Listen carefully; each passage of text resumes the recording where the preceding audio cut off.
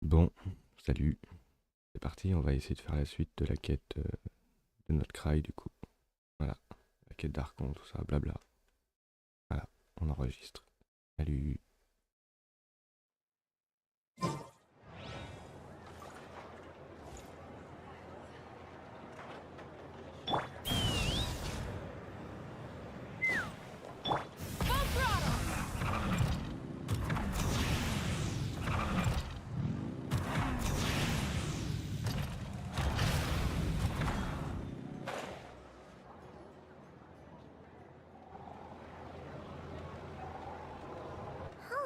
It's been a few days since we said bye to the others in Nasha Town.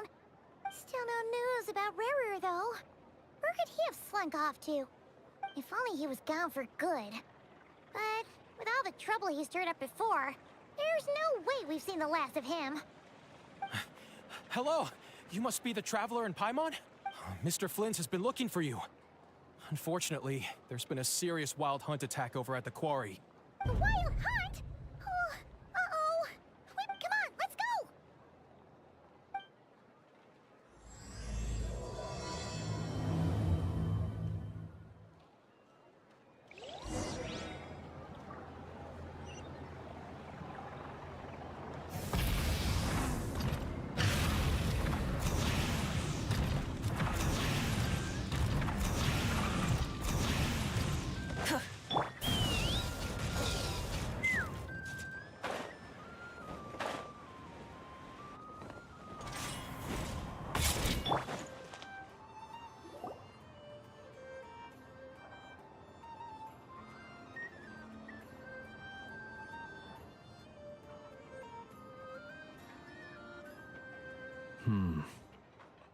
I can barely sense any Kuvaki at all.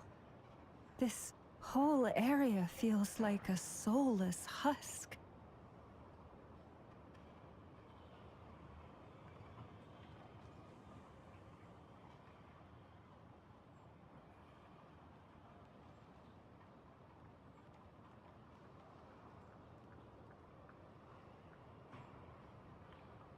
Looks like his appetite truly is insatiable.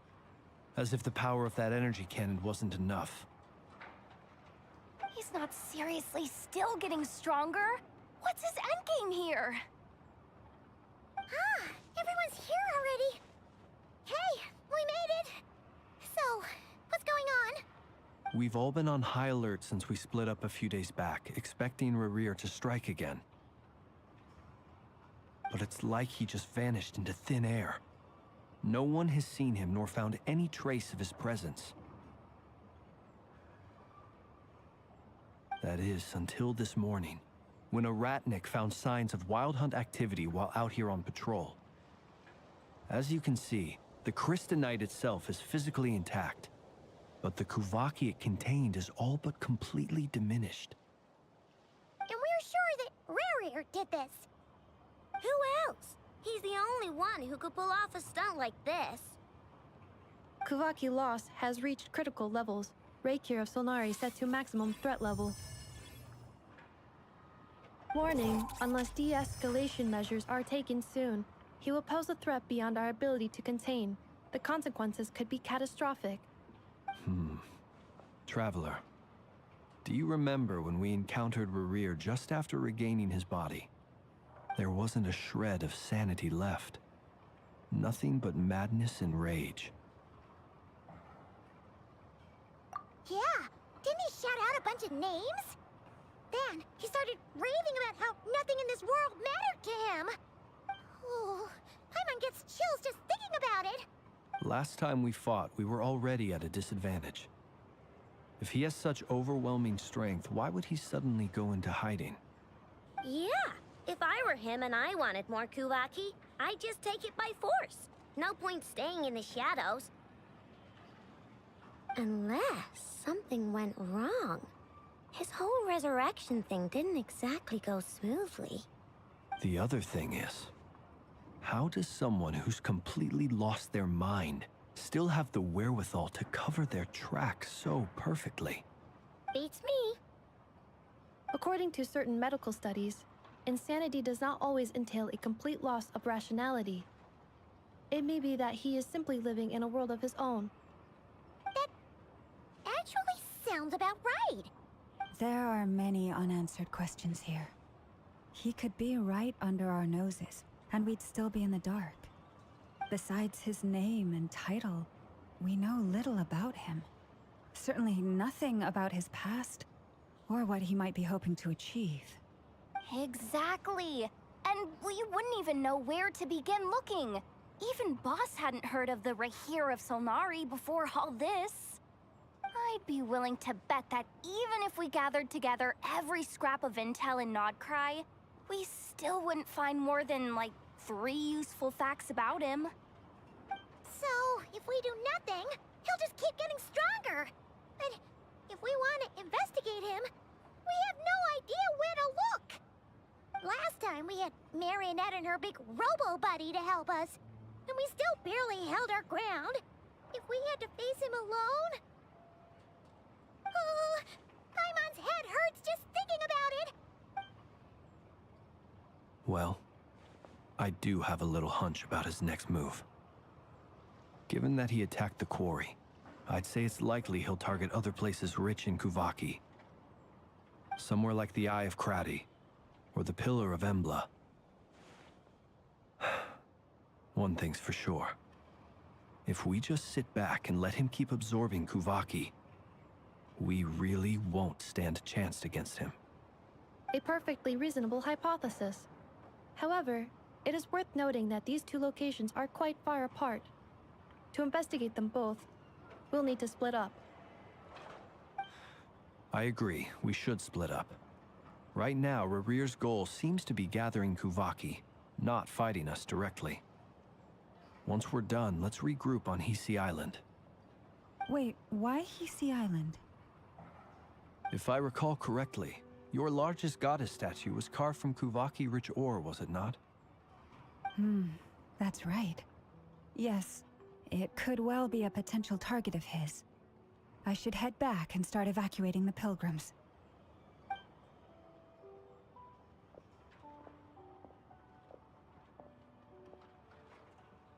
Splitting up's always gonna be risky. But I guess we don't have much choice, right? We're in a race against time here. And if we do run into Rarir, what then? That's when you follow the 3rd rule of treasure hunting. Run like the wind. Didn't you say the 3rd rule was go with the flow? I don't know. Did I? Anyway, whatever. In this situation, go with the flow means go find backup. Agreed. If anyone finds so much as a trace of Rarir, do not pursue him. Get out of the area and alert the rest of us as soon as possible. We need to put safety first. All right, we'd better get moving. Come on, Anefa, let's go.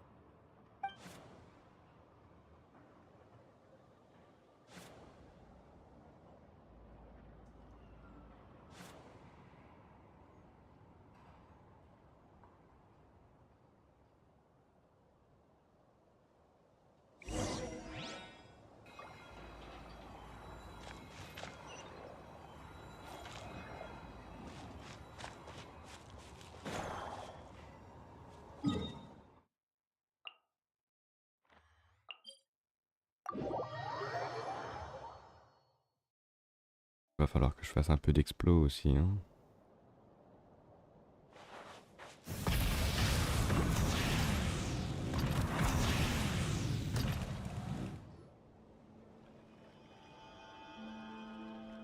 Any leads?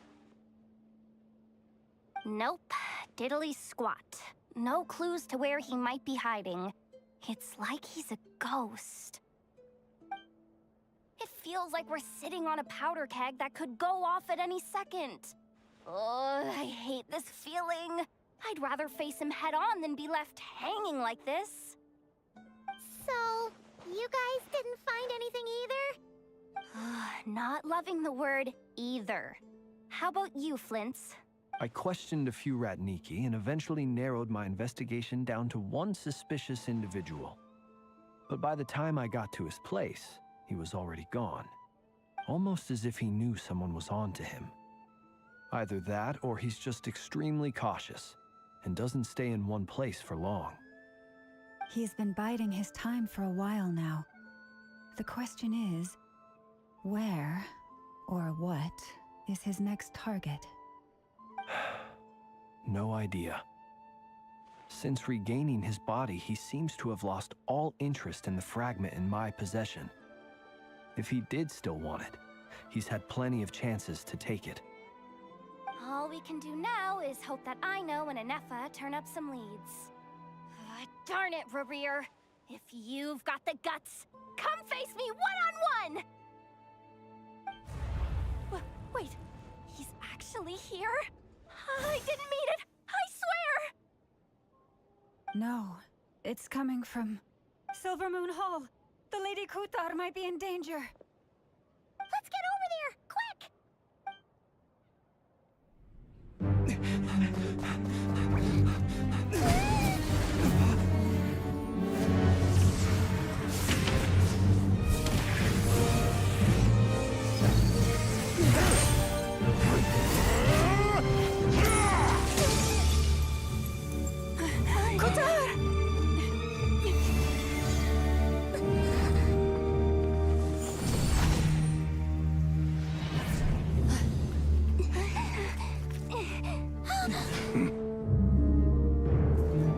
Why is he attacking the damselette? What's going on? No time for questions.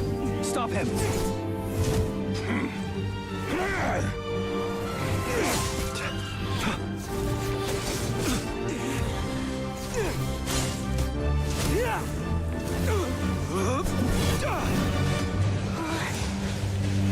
This is insane. Yehoda!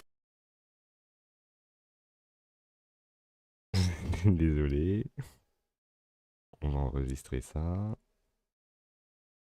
C'est plus long qu'1 minute 10. Donc il faut l'enregistrer. Ça pop d'un coup. Je m'y attendais pas. Évidemment. Ouais, je garde encore les cutscenes comme ça. On sait jamais. Hein.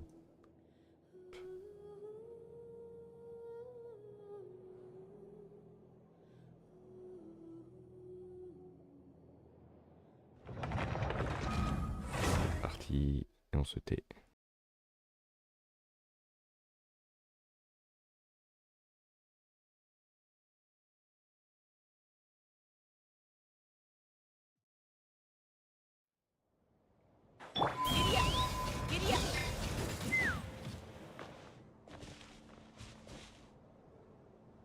En fait, j'ai pas besoin d'enregistrer puisque je sais quand est-ce que ça commence.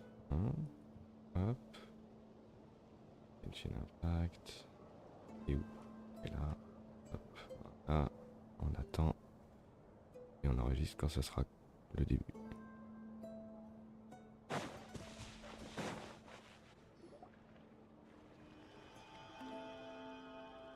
Any leads? Nope.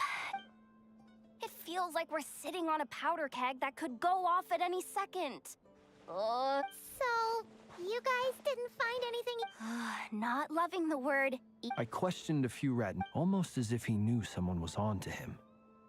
Either that, He's been biding. All we can do... Wait, he's actually here? I didn't mean it! I swear!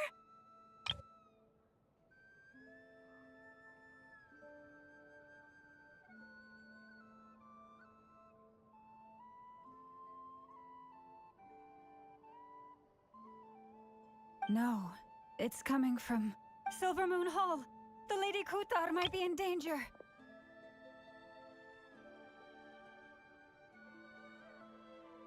Let's get over there, quick!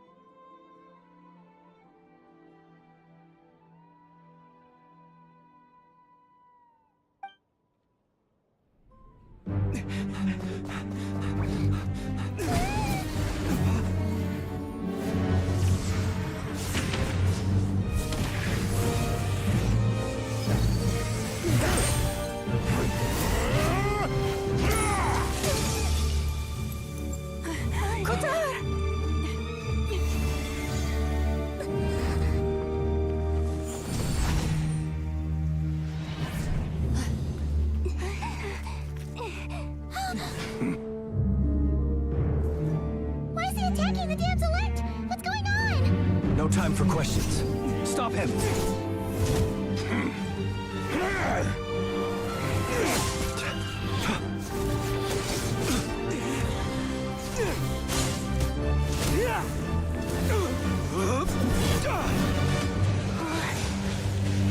This is insane.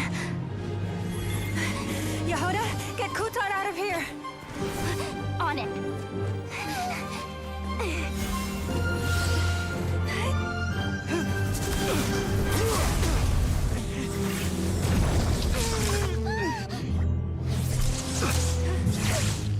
Look where your feeble light has gotten you.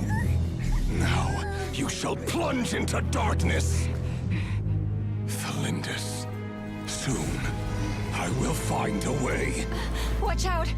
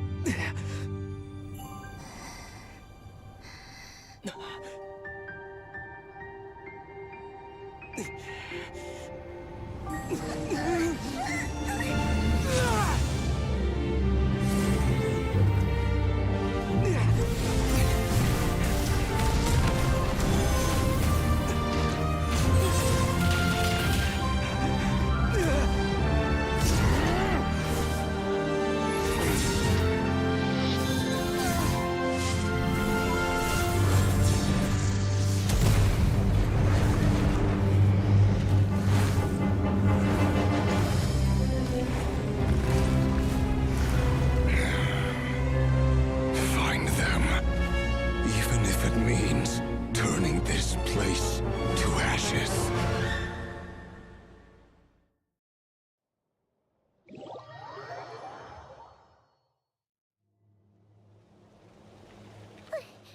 That was too close.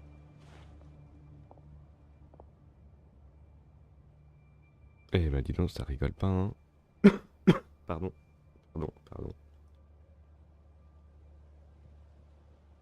Ah, j'en ai marre d'être malade. We barely made it out of there alive. What's that guy's deal? How'd he get so crazy strong? He's a threat to this entire nation. I doubt his strength could even be measured by conventional standards. I have a question. When me and Anefa showed up, we saw him chasing after this lady like he wanted her dead. What was that all about? We weren't there for the whole thing either. They were already duking it out by the time we arrived. Yeah, we didn't see how it all started. It all escalated so quickly, we had no choice but to step in. Kutar, can you shed any light on the situation? Kutar. Cross-checking database. I see. So you're the one that the Frost Moon Scions refer to as the Moon Goddess? Wait, she's the moon goddess? Oh, no wonder she looks just like all those statues. There are many reasons why people might worship the moon, and just as many why they might despise it. I've never met that person before, but there was no mistaking his deep-seated hostility towards me. Why he holds me in such contempt, I cannot say. But since he hunts the power of the moon, it's no surprise that I am a target. Kutar. There are many potential motives. For instance, you help the traveler escape his grasp. This could be his way of taking revenge. It is also possible that he covets the Kuvaki inside you, and seeks to take it for his own. The list goes on. But, right now, devising a counter-strategy should be our #1 priority. The likelihood of this location being discovered is close to 100%. A counter-strategy? We don't stand a chance against an enemy like this. Surely our only option is to run. He's not gonna chase us to the end of the world, right? So as long as we can sneak out of Krai undetected... No, I can't say that. Come on, Yehuda. This is serious can't suggest we all just chicken out. Running is our only option. Huh? You seem surprised. But what other choice do we have?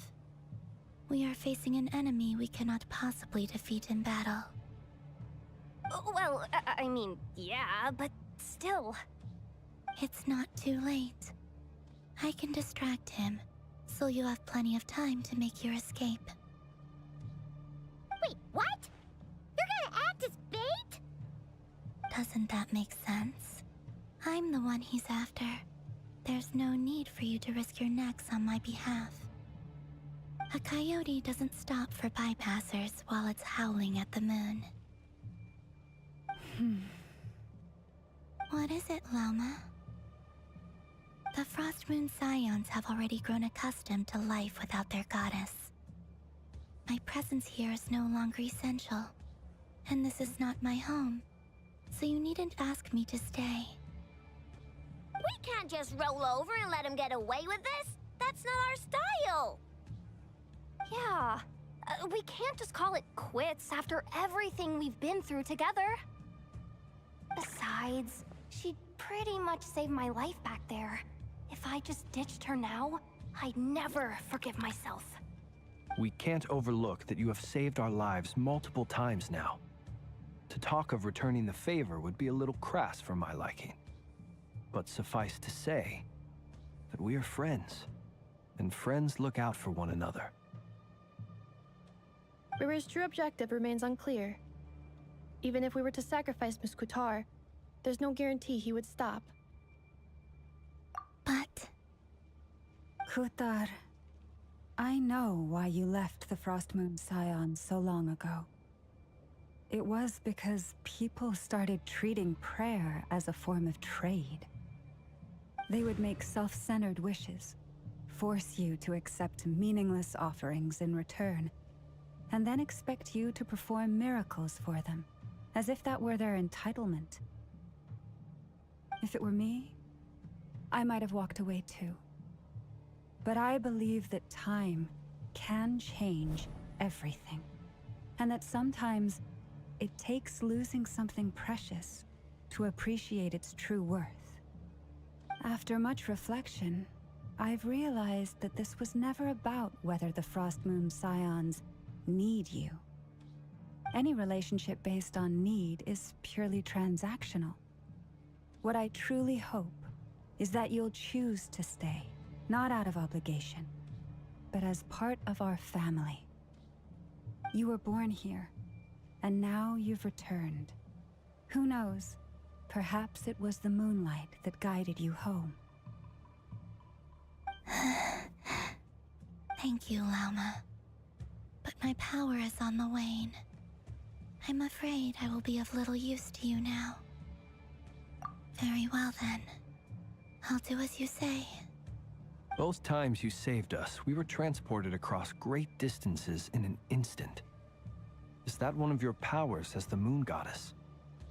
It is, but I find it very draining. I barely managed to pull it off just now, and it will be some time before I'm strong enough to do so again.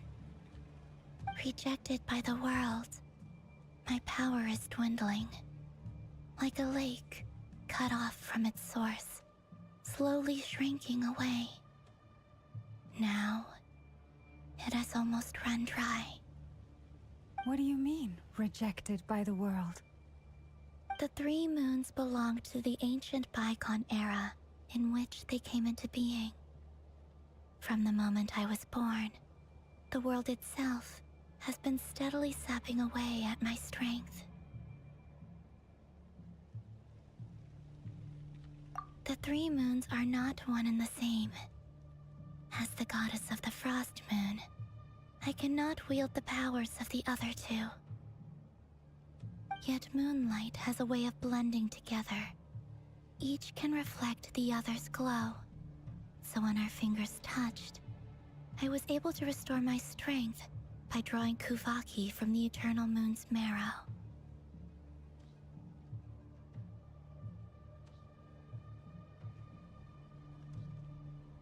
But this method of recovery is painfully slow.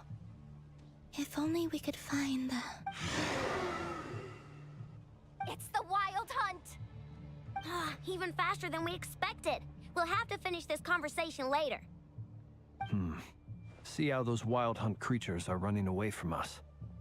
They're likely just a scouting party, which means Rerir won't be far behind. Then what are we waiting for? Let's get the heck out of here!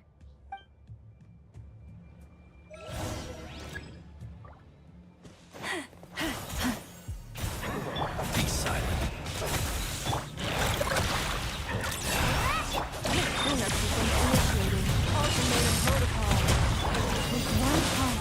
They just keep coming! This is driving me nuts!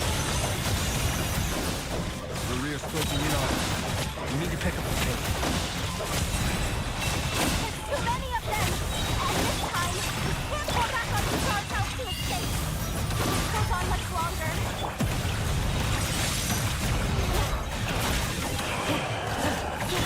Beware the creatures of the night. Close your eyes to dust.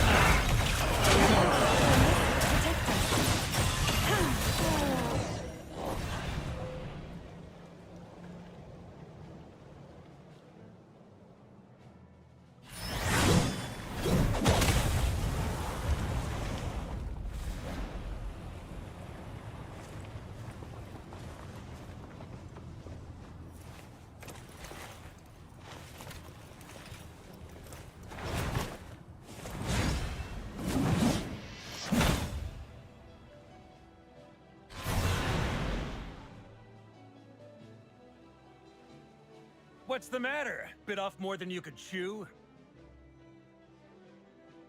Who are you?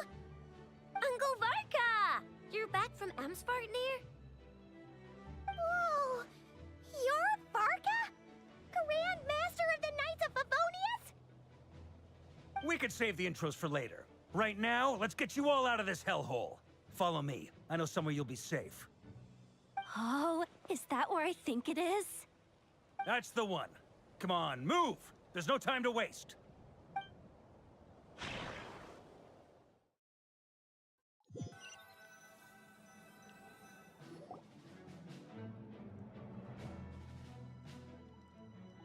Wow! Where are we? This is so well hidden.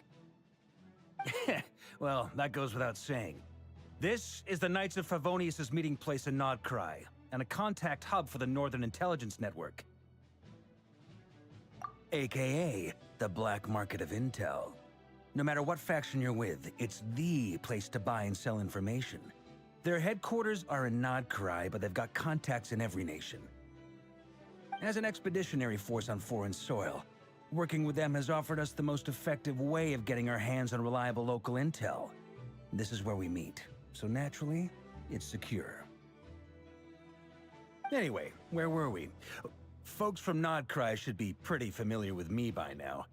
But I believe this is the first time we've met. Allow me to introduce myself. I am Varka, Knight of Boreas, and Grand Master of the Knights of Favonius. We've heard all about you. This meeting's been a long time coming. You look way younger than Paimon expected. But you definitely have that Grand Master vibe. Well, I'm no spring chicken. Just not showing my age yet. Definitely feeling some of that back pain today, though. Rushed back from Amsfartnir without a wink of sleep, only to get right into another fight with that freshly revived maniac. Another? You mean you fought him before? Yep. He wasn't nearly as strong back then, but he was still a formidable foe. I brought some of the knights along to give him a little surprise, but he saw us coming from a mile off. My squad took heavy injuries, and I barely made it out alive myself. We knew it might have been our last chance, so we staked everything on it. But still, it wasn't enough to stop him. I tried tracking him down afterwards, but he didn't leave a trace. Even in his unhinged mental state, he's as cautious as any trained operative. So, I decided to come find you. And as luck would have it, turned up to find you being ambushed by the Wild Hunt. The rest, you already know. Is that why he's been frantically absorbing Kuvaki these past few days? Because he sees you as a threat? Maybe I'm part of the equation, but even if I weren't, I'm sure he'd still be gathering power. He's clearly working up towards something. Note to self, Uncle Varka's strength rating officially upgraded. Guess it's my turn to ask questions now. So, what exactly has been happening in Krai? Why has the Wild Hunt returned in humanoid form? And why is it after you? That's a long story, but I'll try to make it quick.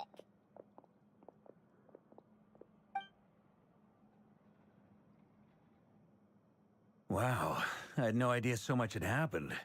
Sounds like you guys have really been through it. So, the Kutar is actually a Fatui Harbinger. And all this Wild Hunt activity in Krai is the work of the Raker of Solnari, one of the 5 sinners. That's a lot to take in. Need some time to wrap my head around it all. I'm truly sorry, Mr. Varka. You stood with us against the Wild Hunt, and did everything you could to stop it from escalating into a full-blown catastrophe. And then, the one time you're away, it all comes to a head and all your hard work gets undone. You've got nothing to apologize for, Miss Moonchanter. You can plan 100 steps ahead and still slip up. That's just life. No one knows what tomorrow holds. You can't predict which way the wind will blow next. And, to be perfectly honest, I can't say I'm surprised. For all the times we've defeated the Wild Hunt in the past, we've never been able to completely wipe it out. Turns out, we were just delaying the inevitable. But now that a new variable has come into play, fate may well take a different course. A new variable? You mean us? Who else? And in a strange way, I think his resurgence might not be an entirely bad thing. The Wild Hunt is like an unrelenting force of nature, but Rerir is an individual with an agenda. He's gotta have a weak spot somewhere. That said, while I know I was explaining everything just now, some of the points that Mr. Flint's added caught my attention. You mean about our mystery ally? That's right. From what you've said, not only did they lead you straight to some key files, they also shielded Hisi Island from a lethal Kuvaki blast. I don't know who or what could pull something like that off. Heck, even Miss Columbina doesn't have a clue. I hadn't heard the story about those files. Would you mind repeating their titles for me?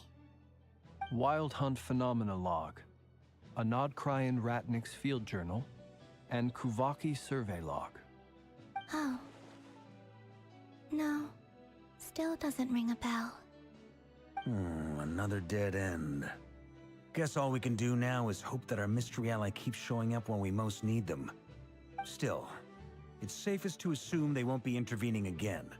From here on out, we'll have to resolve this crisis by ourselves. Your intel also explains something else I've been wondering about. The reason I led my team to Amsfartnir was because we'd had reports about a possible source of the Wild Hunt showing up there. But once we looked into it, it turned out to be a red herring. I don't know who was behind it, but clearly, it served its purpose. I doubt it's by chance that he happened to make his comeback while my attention was diverted. And from everything you told me, It sounds like his scheming began well before his return. So maybe luring me away was all a part of his plan. But is it even possible that he orchestrated all of this by himself? The Moon Maiden and the Raker of Solnari. Not Krai of all places.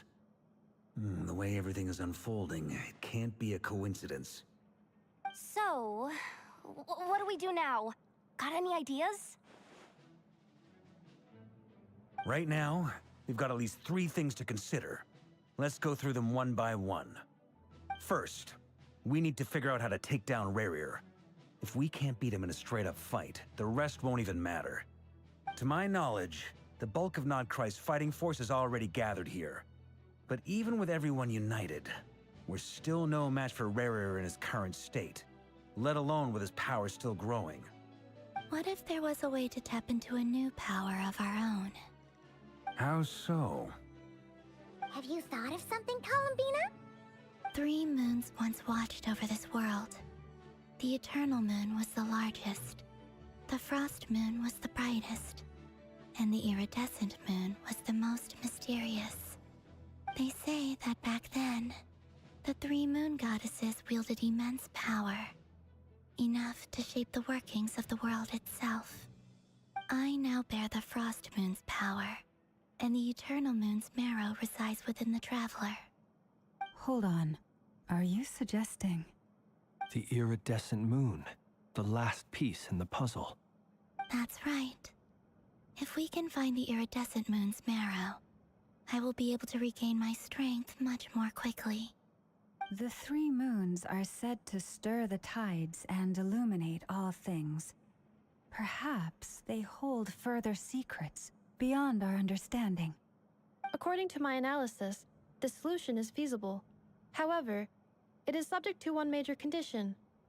How do we locate the iridescent moon's marrow? I know a way, but we will need to visit the Fatui's Experimental Design Bureau. The Experimental Design Bureau? Are you saying we need to involve Marionette? Yes. I must speak with Sandrone. It's a long way from here to the Experimental Design Bureau. There's a high chance you'll be spotted.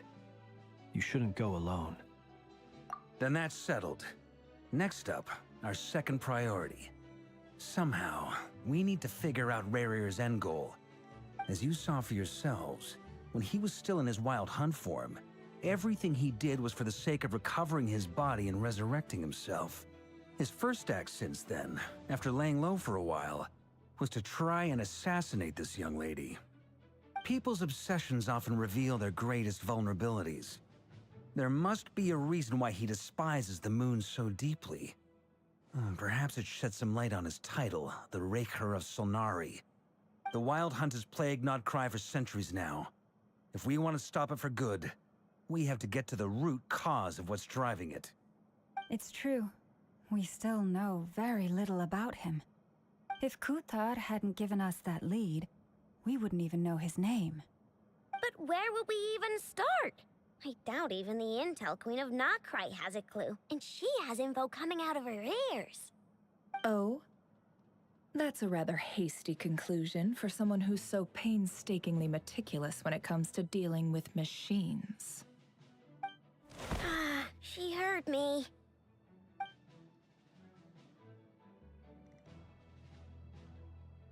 Boss! What are you doing here? I'm now asking myself the same question. I received a letter from a humble knight of Favonius, requesting a meeting to discuss a major business deal. But it looks like this humble knight had something else in mind. Details.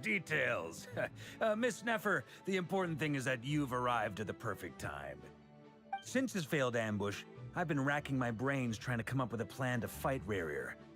Given the severity of the situation, I think it's fair to say that our only chance lies in uniting as one. And I'm talking all the factions in Krai. We can't do this without the Curatorium, but I knew it'd be a tough job to win you over.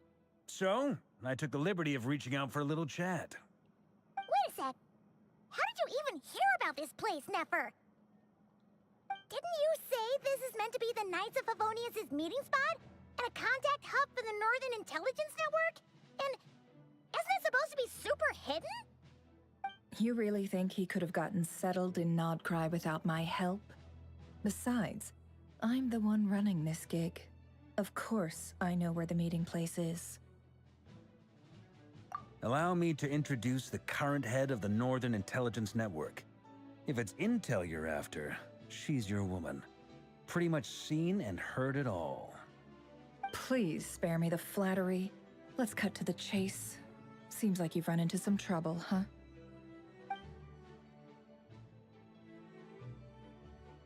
Well, this certainly qualifies as an unforeseen crisis. On behalf of the Curatorium of Secrets, I wish you all the best of luck. So you're just going to sit this one out? Why should I get involved? What could possibly be in it for me? What if we told you we can't do this without you? Oh? Then I'd say you'd better make it worth my while. I don't work for free. I can't put a price on something like this. It's just not in my nature. But then again, you and I have always been polar opposites in this regard. So I can't exactly say I didn't see this coming. If you insist on compensation, I will pay you. Consider this a formal commission. Sound fair? You just don't give up, do you? Too bad. I know you well enough to know you can't afford my prices. The riskier the job, the more it'll cost. And a moon chanter's stipend isn't exactly generous. Unless you're planning to start passing the donation box around among the faithful. Boss, just a thought. If they come up short, maybe you can take the difference out of my next few paychecks. Things got really dangerous during the fight with Rerir. If this girl hadn't saved me, I'd be ley line fodder by now. I'd be gone for good, boss. If there's any way we can make this work, I'd really like to help her. Please? I'm begging you. This is why I'm always telling you never accept favors. They are the hardest debts to repay. You have to be careful who you get involved with, or you invite all kinds of misfortune. Very well, Yehoda, I will help. But just this once. Don't count on this happening again. Flynn's, that fragment that Rerir was after, do you still have it on you? Of course. Let me borrow it. I need it to follow up on some leads. Wait, you actually have some leads? Shh. This is top secret information. I get it. We all have things we'd rather keep to ourselves. Plus, I know we can count on you, so we'll leave the intel gathering in your hands. And that brings me to the third and final item. We need to find a way to distract him. We need time to make our move, so someone will have to stall him. I'm in for this part, no matter what. Anyone coming with? Count me in too. Come off it, you two. Quit playing heroes. I'm way ahead of you here. Nefa did a scan of the Moon Goddess's Kuvaki signature, and we're gonna use it to make some decoys over at the Kramkake craft shop. Anyone who's in, follow me. Once they're ready, we'll deploy the decoys across Krai. So as long as the rest of you keep moving, he won't catch on to your scent and won't be able to track you down. I like it. Genius idea. No biggie. All right then, we'll split into 3 teams. Once your team has finished their mission, return here and wait for the others. Dismissed!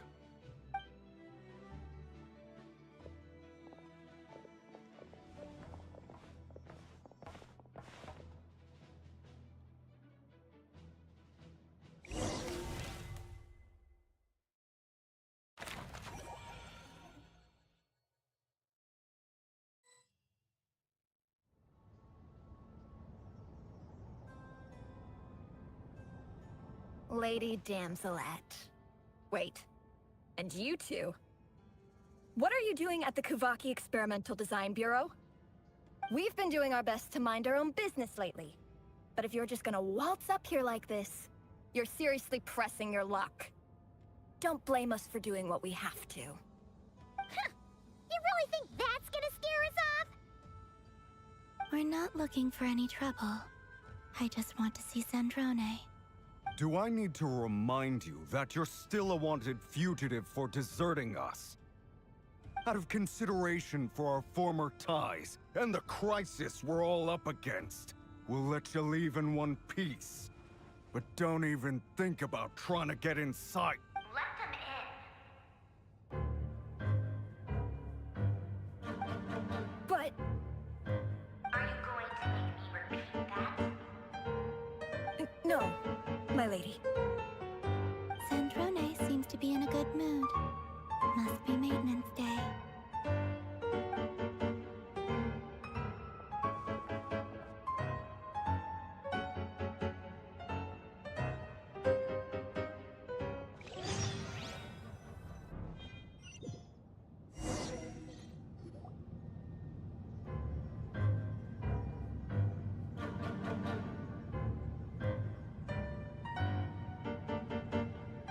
So tell me, to what do I owe the honor this time? Actually, before you answer that, just so we're clear, we're not colleagues anymore, Columbina.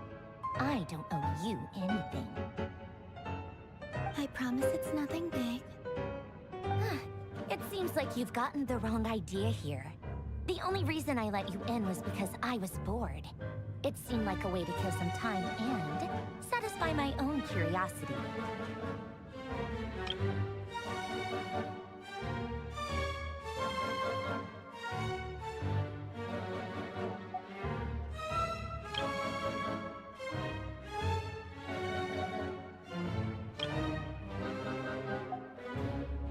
Whatever miscalculations I may or may not have made in the past, I haven't lost the plot enough to even consider sticking my neck out for your sakes. I'd like to speak with Arlecchino. What? Huh? You mean the knave? I'd like to speak with Arlecchino. Is she in Krai?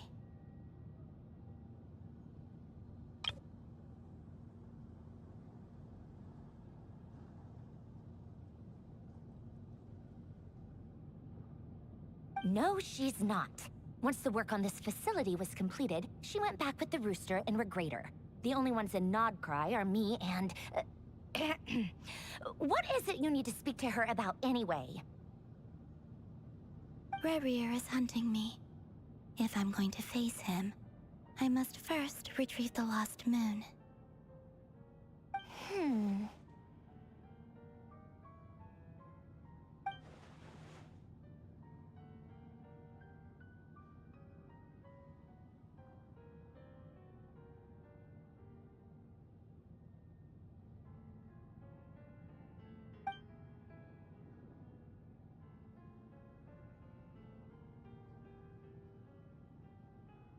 Is that a no, then?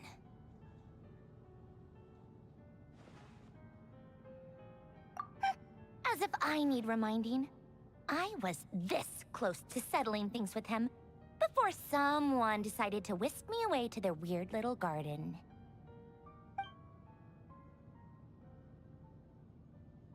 Have you held any tea parties lately?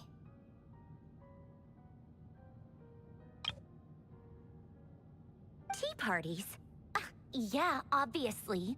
You don't seriously think we'd pack it all in just because you aren't here.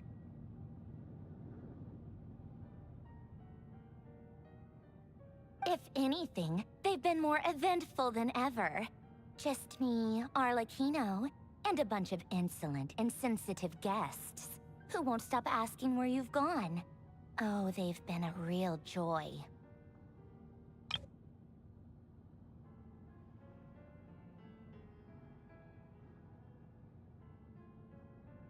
Oui, oui, je kiffe Sandrone.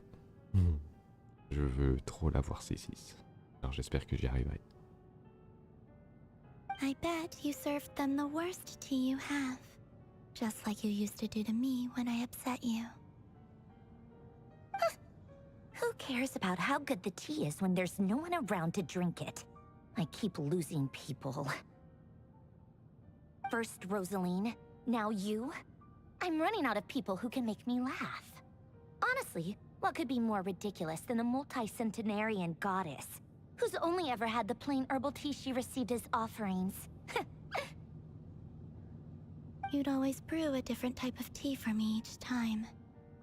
Was it really just to see how I'd react?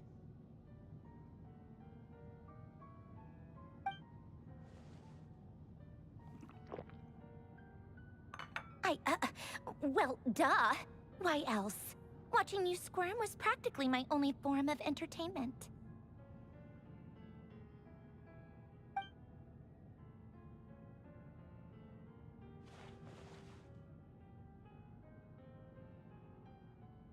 Oh, yeah. And Capitano sometimes used to bring Tartaglia around, too. But I guess we won't be seeing him again.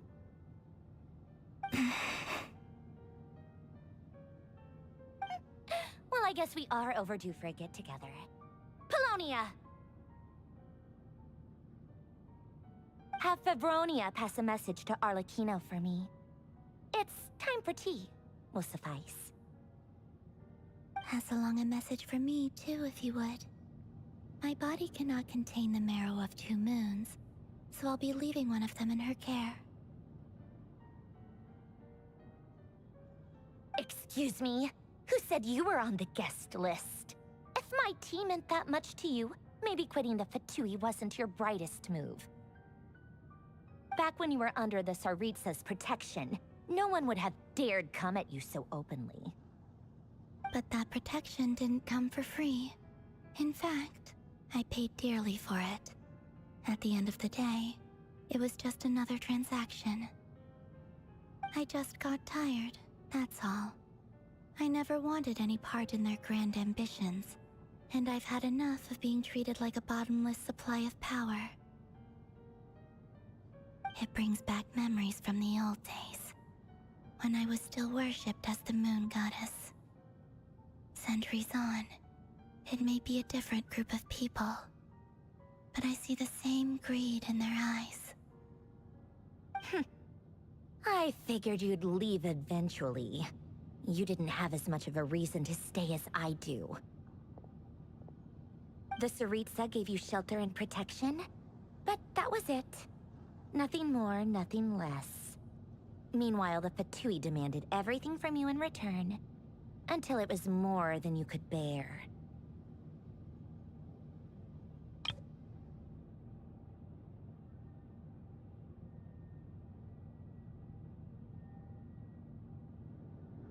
I get why you left.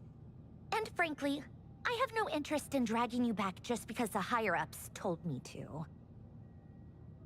But if you keep hanging around with this riffraff, the next time we cross paths, we might be enemies for real.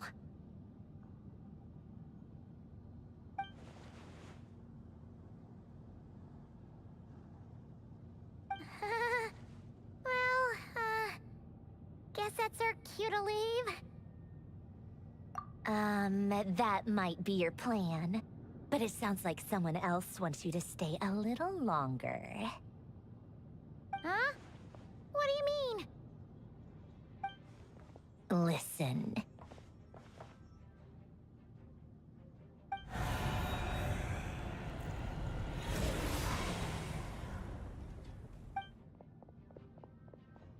My lady, it's the Wild Hunt. A horde of monsters is headed straight for the facility. Another uninvited guest trying to crash my tea party. Clear the area! I'll handle this.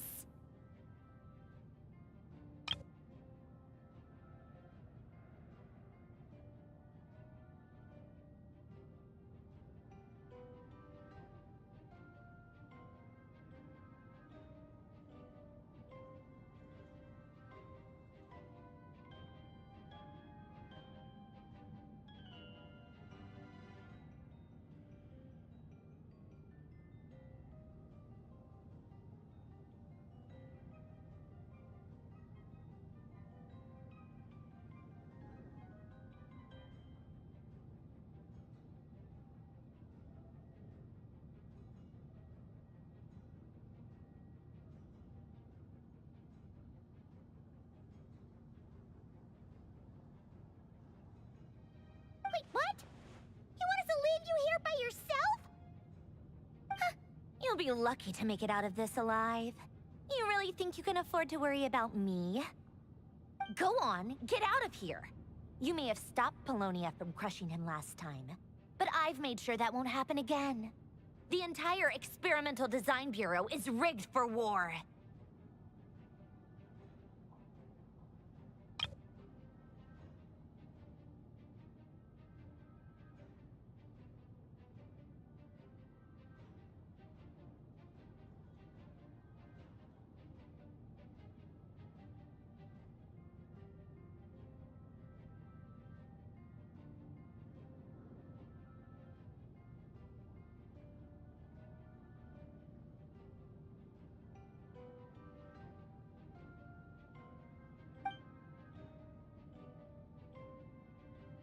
Stay and watch if you want, but it'll be at your own risk.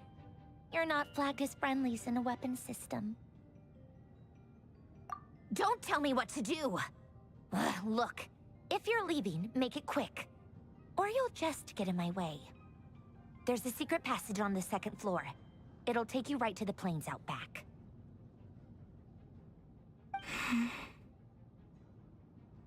Stare all you want, Columbina. You're not getting another invitation to my tea party. I know. But thank you anyway, Sandrone. This is exactly why you shouldn't hang around with those people. All their melodrama and sentimental nonsense is rubbing off on you.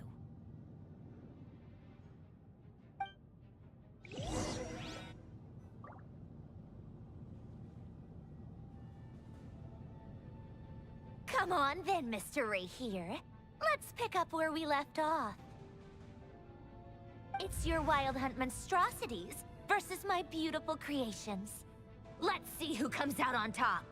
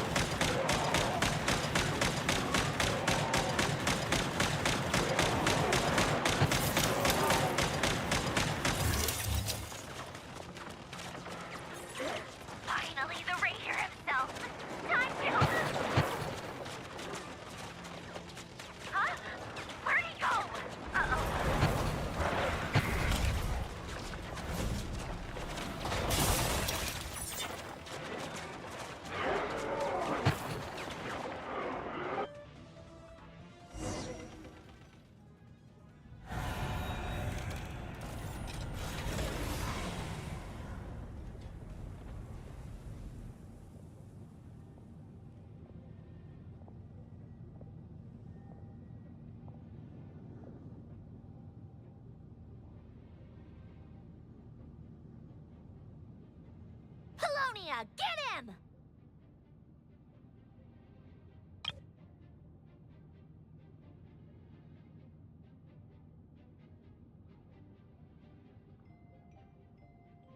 I've upgraded Colonia again since our last encounter, and uploaded every last scrap of your data. So let's finish this, once and for...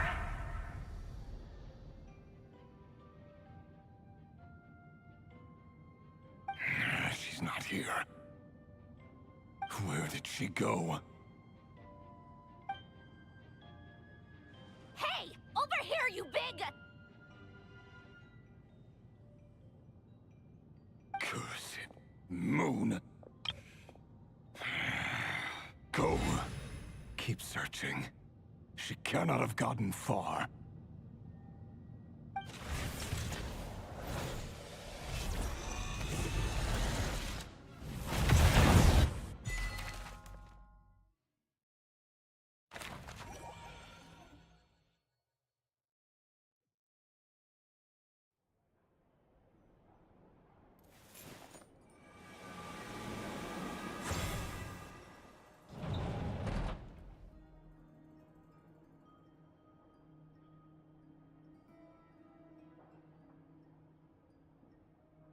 So this is your method for investigating Rarir's past.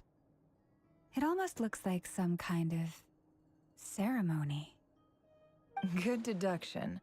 But it's quite a different affair from what you're used to with the Frostmoon Scions. Whoa! First time I've ever been in here. Boss always said it was off limits, so I pictured some kind of creepy dungeon. But it's actually kinda nice. Oh, I guess this must be Sumero decor? That's where Boss is from. And that nice shopkeeper who sold me my treasure compass.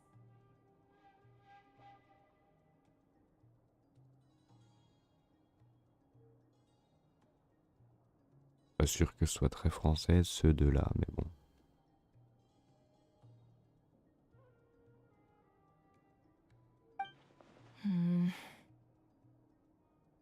I'm not sure exactly what you've got planned, but it looks like you're all set.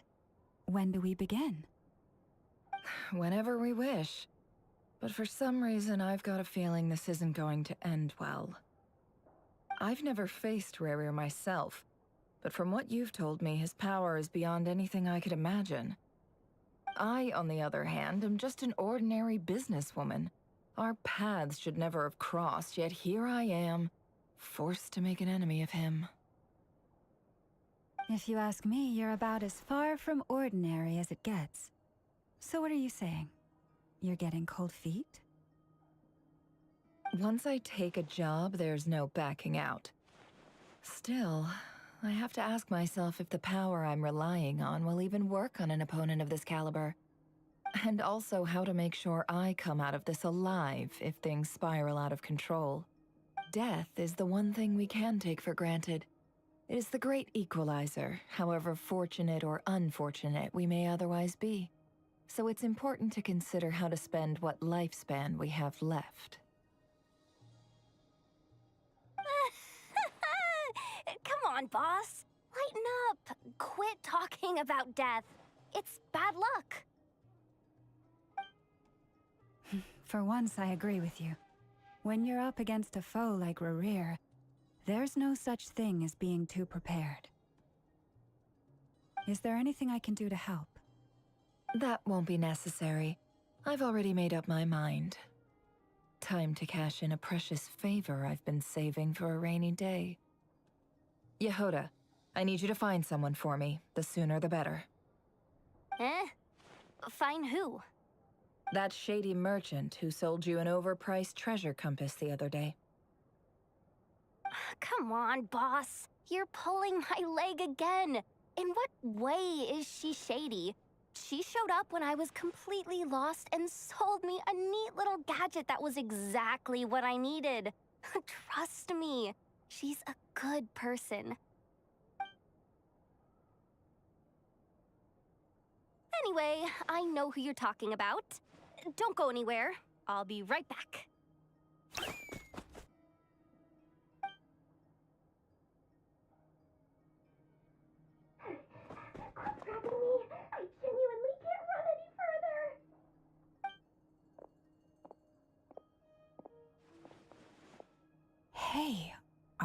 You? What is it? What's the big rush? You dragged me out of a dream where I was literally swimming in Mora. I'm charging double my usual attendance fee. See, look how easygoing she is. After that rude awakening, she could have completely snapped at us. But instead, she kept it together and just asked for an extra fee. Dori Sangama Bay? I never would have pictured you two doing business together. If you want to make it big and not cry, it's all about connections. Lady Nefer just so happens to have a lot of intel that interests me. And she also did me a big favor in the past. It was back when I first arrived in Notcry. My trusty assistant, the genie in my lamp, had an adverse reaction to the Kuvaki and fainted. And wouldn't you know it, that's when I suddenly find myself in a life-or-death situation. Good thing my compatriot was there to swoop in and save the day. I've been giving her a 30% discount off all of my goods ever since. Now, so that no one here feels left out, I'm willing to extend a 20% discount to fellow friends of Boss Nefer. Plus, any other friends you send my way will enjoy 10% off. What can I say? The great Lord Sangamabe is nothing if not generous. So, let me guess. You've run into some trouble. I've got everything you could possibly need, and the more you buy, the more you'll save. You guessed correctly. What have you got in the way of survival gear? The one type of gear I've never been short on.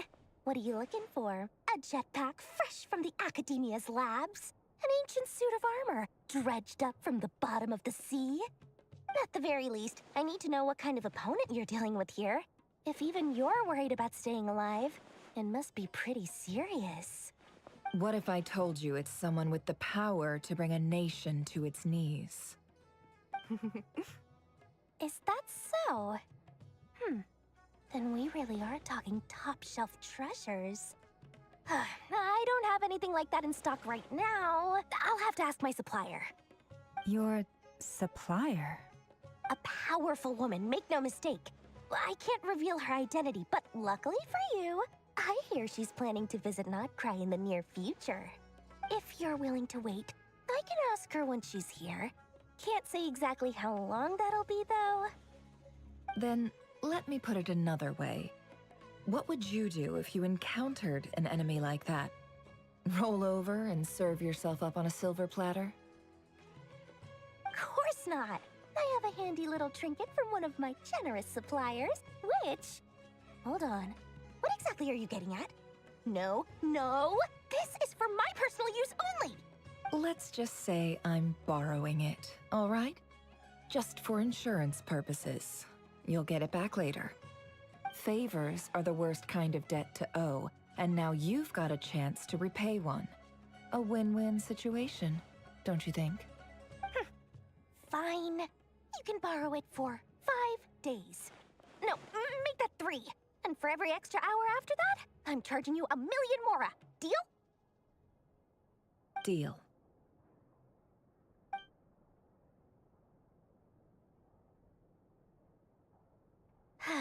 What a way to start the day.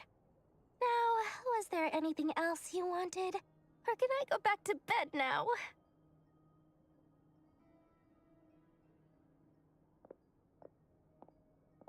That will be all. Take care now. Don't trip up on your way back, friend. See you later! You're my favorite shopkeeper.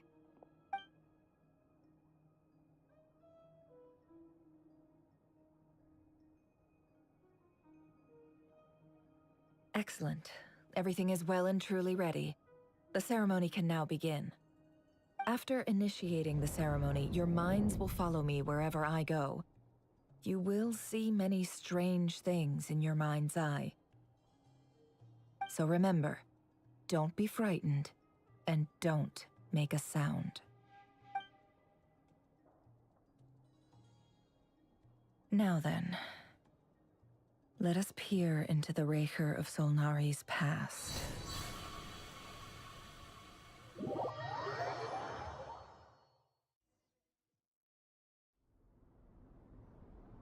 I made it. I don't recognize this style of architecture. Must be Conrian. Simple furnishings, table and chairs. It's a more ordinary house than I might have expected. Looks like the fearsome Raker of Zolnari came from surprisingly humble beginnings. Unless this passed for luxury in Conria. Unlikely. It was said to be a very prosperous nation in its heyday. Anyway, I'll keep exploring.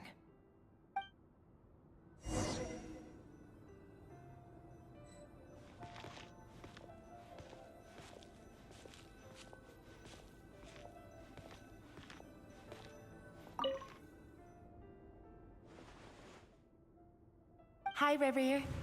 Since you're working extra hours tonight, I thought I'd keep myself busy by checking out that new kebab shop. I'll test it out, and if it's as good as everyone's saying, let's go back together sometime. P.S. New stash from the Universitas Magistrorum. I brought some goodies home. A few teacups and a pin rack. Hope you like them. They didn't sign their name, but they must have been close. Sounds like they were living together.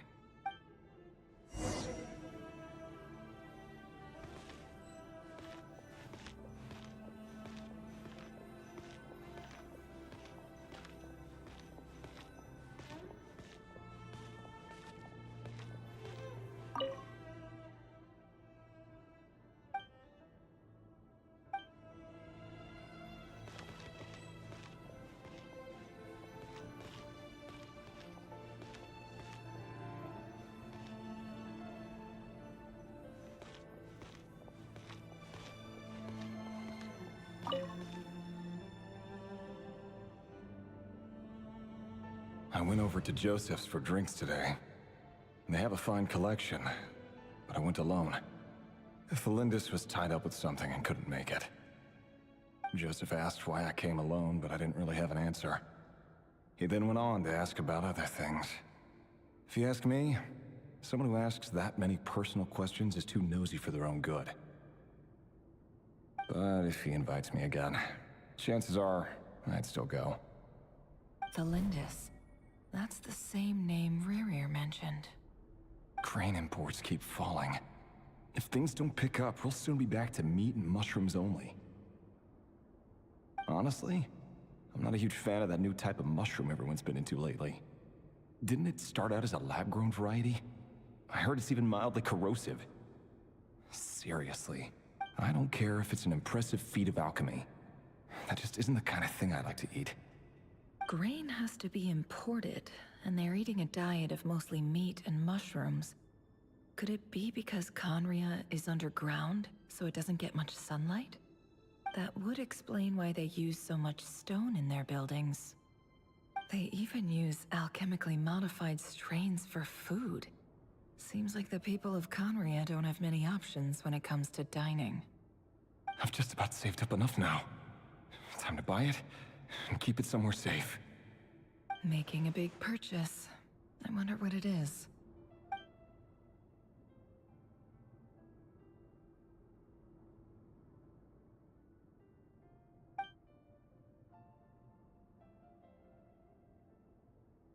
He really is a professional. No wonder he's so good at covering his tracks. Despite what he's become, it seems like he's retained certain habits, at least in this regard.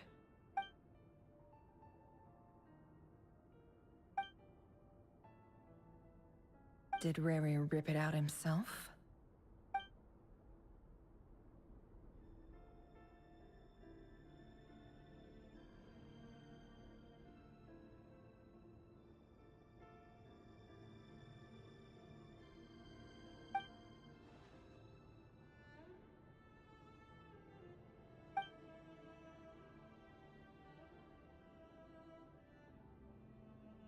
Before I met you, I was convinced that my heart was nothing more than a stagnant pool.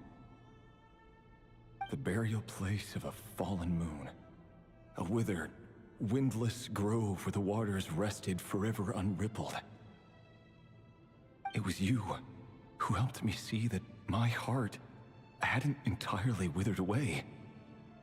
That it could still beat to the rhythm of love. This is just trivial sentimentality from the looks of it. Why would he go to the trouble of hiding that?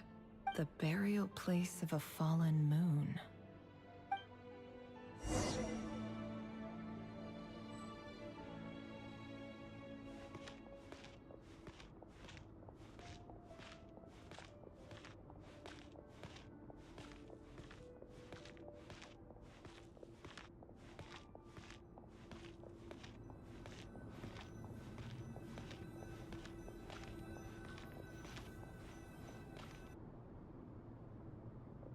Rear, over here. Dane! Oh, and, Vediflin here?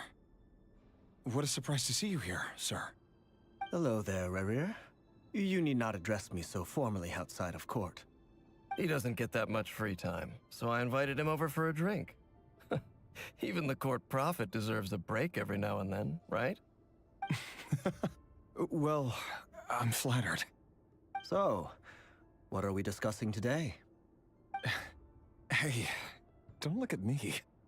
As far as I see it, we don't need an excuse to have a few drinks. Come on, don't give us that. Didn't you say you were about to pop the big question? How's that coming along? Who'd have thought the great Twilight Sword was an even greater gossip? I just didn't expect you to be the first one to settle down and get married, that's all. Yeah. If you told me that a few years ago, I wouldn't have believed you either. So, are you planning to come clean about your job then? I'm guessing you still haven't told her. Sure, I'll have to tell her at some point. But I'll need to pick the right time and place. To be honest, I have no idea how she'll take it. Come on, stop being such a pessimist. For all you know, she could be thrilled. I bet she'll be much more impressed by your actual job than the one she thinks you're doing now. A member of the King's Guard. Quite the cover story. Does the king himself even know? Of course he does. Anyway, enough about me. How have you been? Me? Same old, same old. Nothing much to... Huh? What's up, Fed? It's nothing. Vediflin, Dainslift's elder brother. Renowned throughout the court of Conria as the Visionary, and said to possess a wisdom far beyond the reach of any ordinary man. And yet, despite the gulf between us, he seems to have something to say about me. Does he even know me? Does he see me as a friend of his brother, or just another of the Vinster King's blades? Why did he react so strongly? Was it really to do with what we were talking about? Brown, curly hair and brooding blue eyes. So this is what Rerir looked like back in the day. Perfectly normal. No different from anyone else. As frightening as this monster is in the present, there's something even more unsettling about seeing the human he used to be.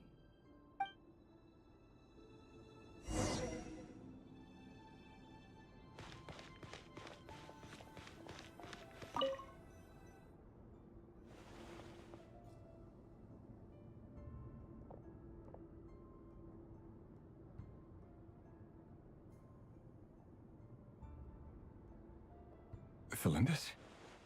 You're back early? Our equipment's being serviced today, so I got off earlier than usual. How's your day been? Aw, why the long face? Is something the matter? Has your boss been giving you a hard time again? Went for a drink with Dane and the others after work. Isn't that a good thing?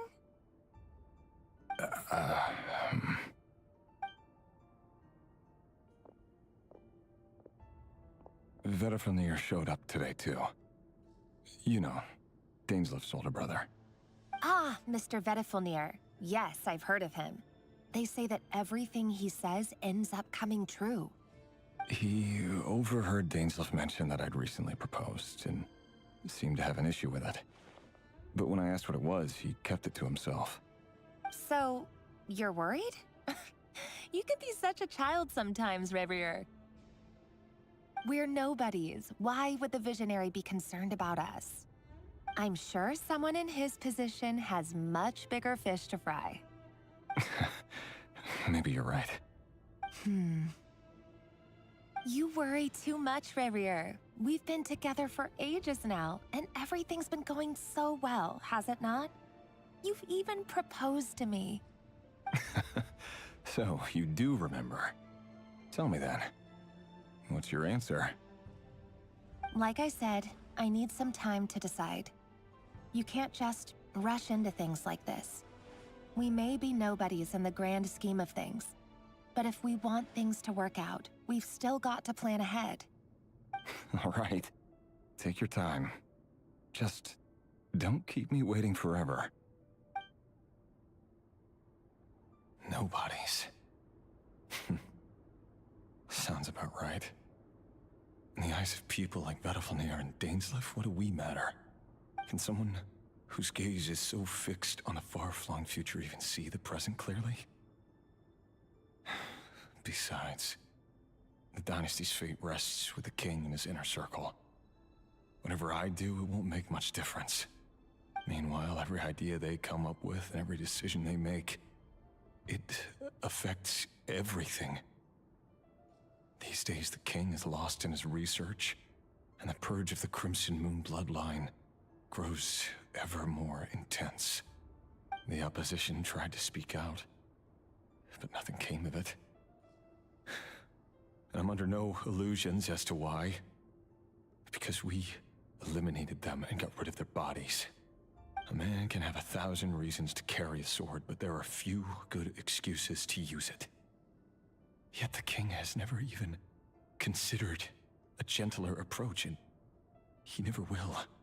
What becomes of someone who kills on another's behalf? Can he ever find true peace?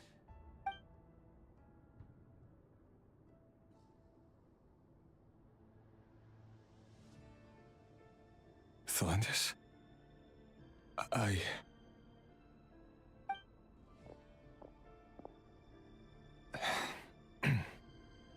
It's nothing.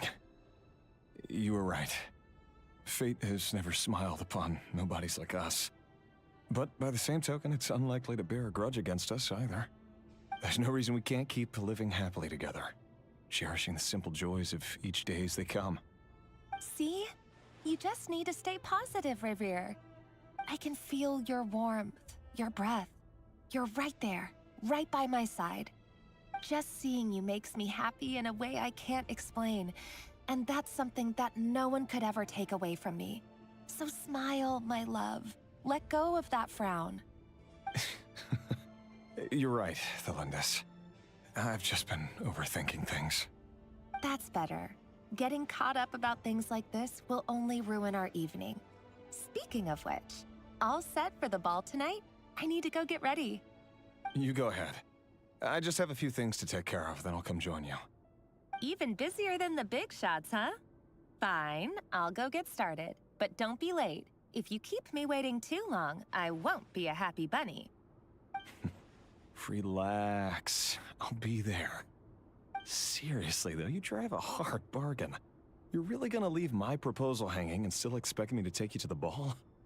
Well, that goes without saying. I already told everyone I'd be coming with a dance partner. Besides, they're two completely different things. Let's take it one thing at a time, all right?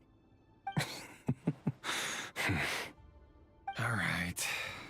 White outfit it is.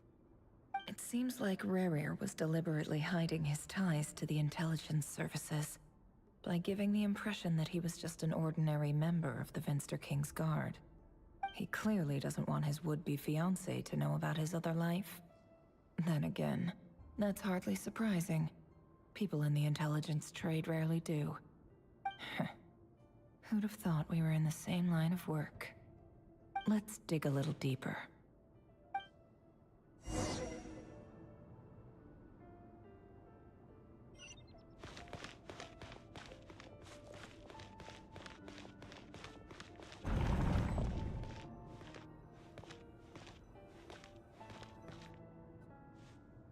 Our last operation was a resounding success, and all thanks to you, Ray here of Solnari. In total, we apprehended 32 dregs of the Crimson Moon, and 67 accomplices. After all these years since the dynasty's fall, so many of them still linger on. Indeed, it cannot be denied. Yet it was destiny that the Crimson Moon should be overcome by the eclipse, and that His Majesty, the all-seeing Vinster King, now guides our nation on the path to prosperity. Conria has no further need for a dead moon. But alas, there will always be those who refuse to see the truth, choosing instead to romanticize the past. That's not entirely true. Much about the Crimson Moon era was worthy of remembrance.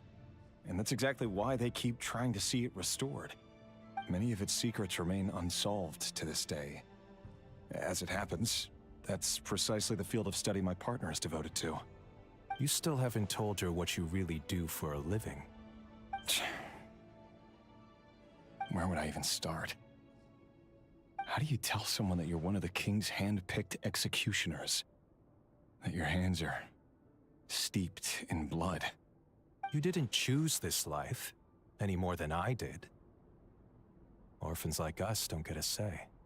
But I'll sure as heck be the one to pay for it. Speaking of which, we need to be more rigorous in the way we identify direct descendants of the Crimson Moon. Someone, it seems, has strong opinions about my future plans. Most likely my marriage in particular. I have a feeling that we may soon become targets of the Crimson Moon's retribution. Your concerns are not unfounded. They've taken out many of our colleagues these past few years, and for that very reason. These are no helpless lambs we're leading to the slaughter. They're wolves in sheep's clothing. Take care, Ray here of Solnari. I look forward to toasting you at your wedding. Thanks, Thorkel. You look after yourself, too.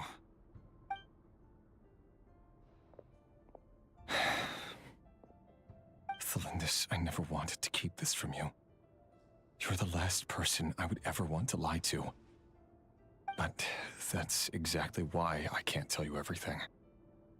There are things you shouldn't know. Things you cannot know.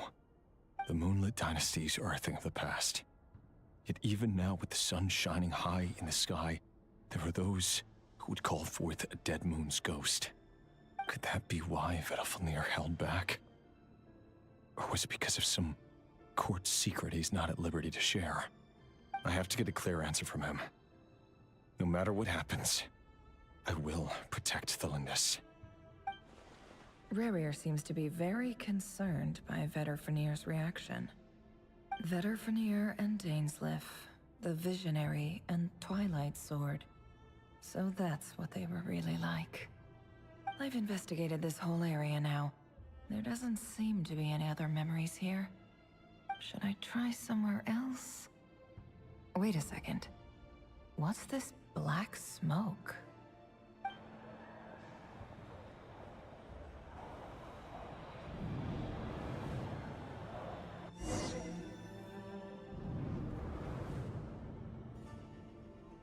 So, he's late after all. Just you wait, Rerir. You're in for it. Big time. Are you waiting for someone, ma'am? Could I tempt you into buying some flowers? Oh, sure. Pick me out a pretty bunch if you would. Thank you. But I'm afraid none of them are as pretty as you.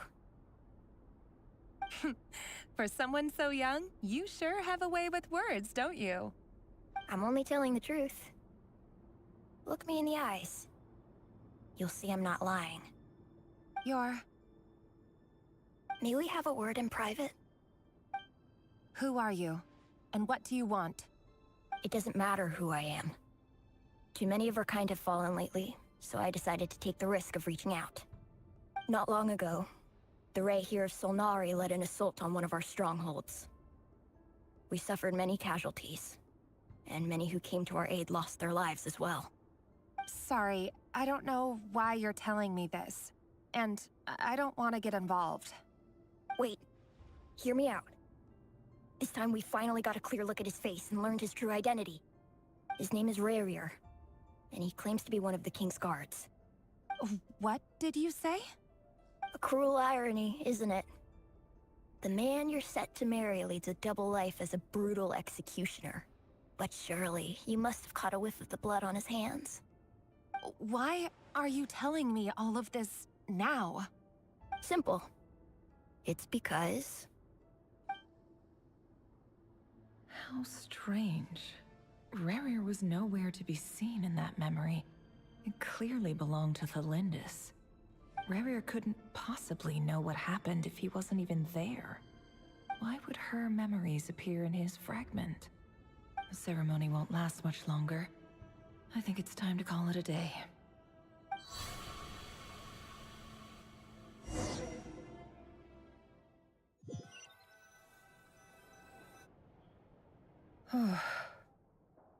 So that was your doing? Did you just pull us inside Rerir's fragment to spy directly on his memories? Any more questions, and I'll have to start charging. I had no idea you could do that, boss! Seriously, that was amazing! We're not worthy. We're not worthy! I gotta admit, though, I'm itching to see what happens next. Feels like we barely scratched the surface. I'm just as curious as you are, but the ceremony only allows for limited time inside. That's all we can see for now. Luckily, we managed to learn quite a lot. So far, so good. I just hope the others are doing okay too. Especially the group with the Traveler. Their mission is a risky one. Let's hope it's all going smoothly.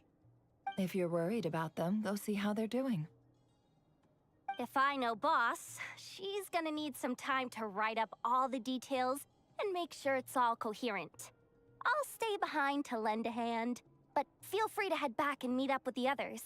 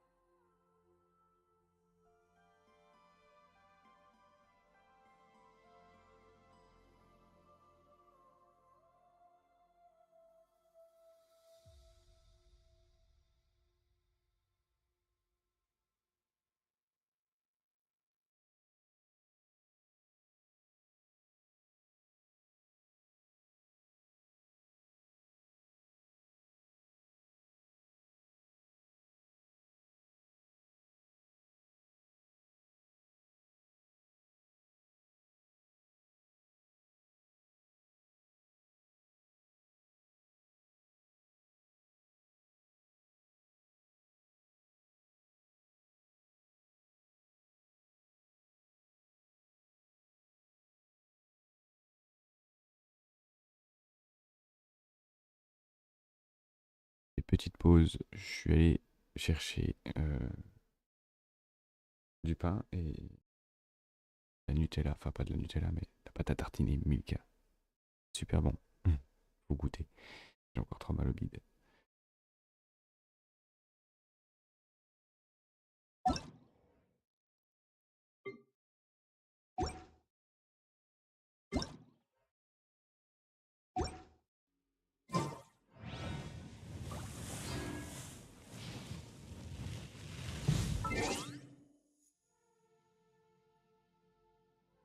Et bah je crois que c'est pas fini. Hein.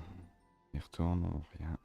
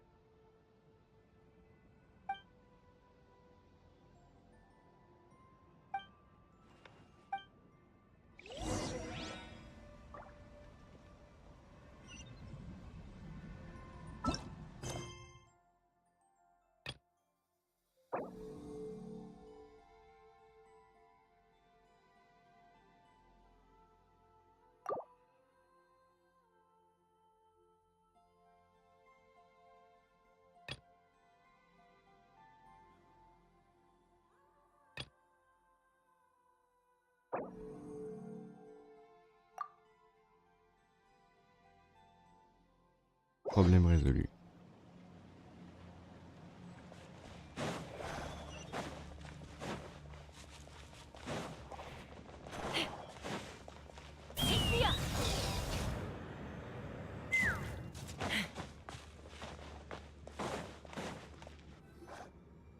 Oh, they've been prowling around for nearly 2 days now. These things just won't quit. Oh, they might not have seen us yet, but them constantly sweeping the area, our way out is completely blocked. Oh, that's never gonna work. One little slip up and it's game over. If they spot us, they'll run straight back to Rare. And once he knows we're here, it won't be long before he's breathing down our neck. Oh, guess you're right. All right.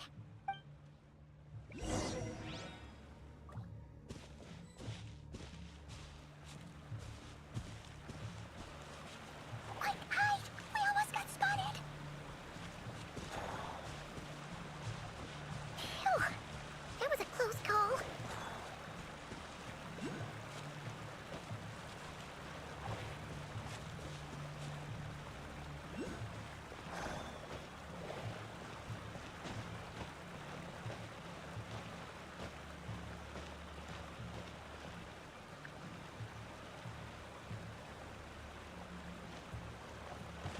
Watch out! He's coming this way!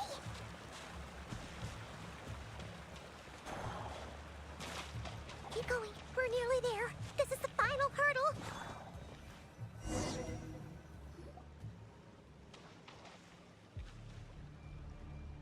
Oh, there's no end to these things!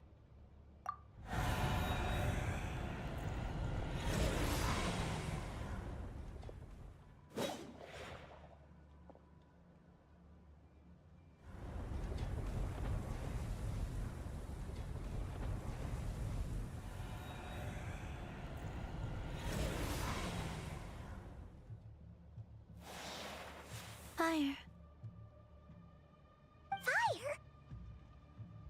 Wait, what's that smell? Oh no, there's a fire!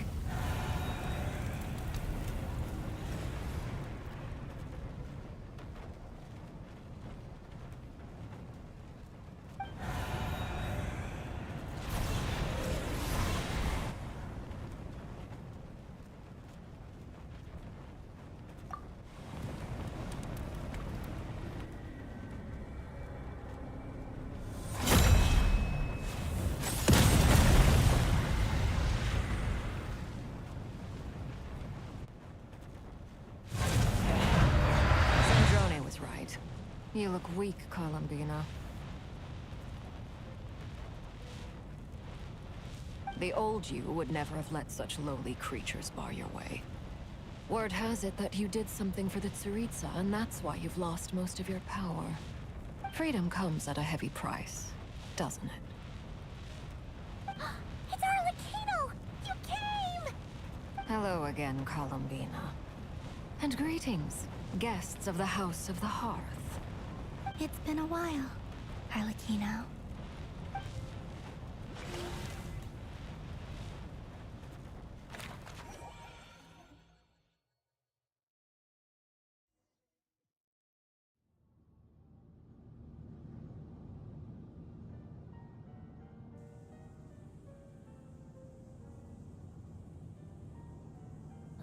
Stupid right here of stupid Solnari.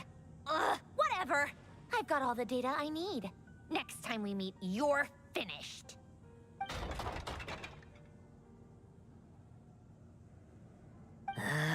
He sure doesn't pull his punches. Excuse me, do you need a hand? You can do me a favor by staying out of my way. Can't you see I'm busy? Wait a minute. I recognize that voice. Hello, Miss Sandrone. Father sent us over to help. Huh. How considerate of her. Hey, Fremine, get over here and help me fix this. Lenny, you do your thing. Just keep your sister away from my machines. Nearly every machine that cat girl touches ends up going haywire. Go put her on cleaning duty or something.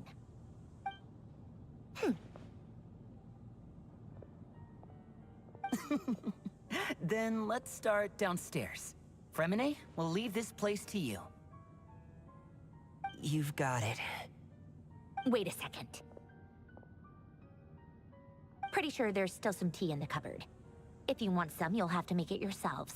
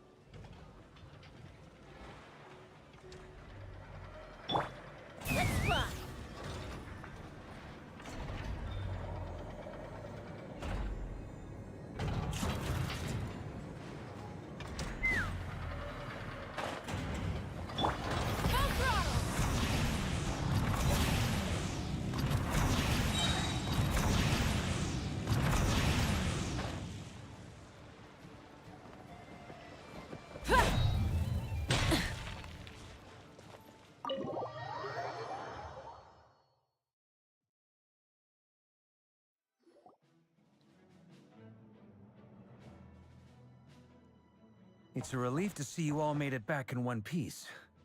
Huh? Feels like there's quite a few people missing. Where's Flint's and the others? And what about Nefer? I returned ahead of them. Flint is helping Aino and Anefa to set up the decoys and buy us some time. As for Miss Nefer... Boss is still wrapping things up on her end. She sent us back to fill you all in on the top secret intel we've been gathering.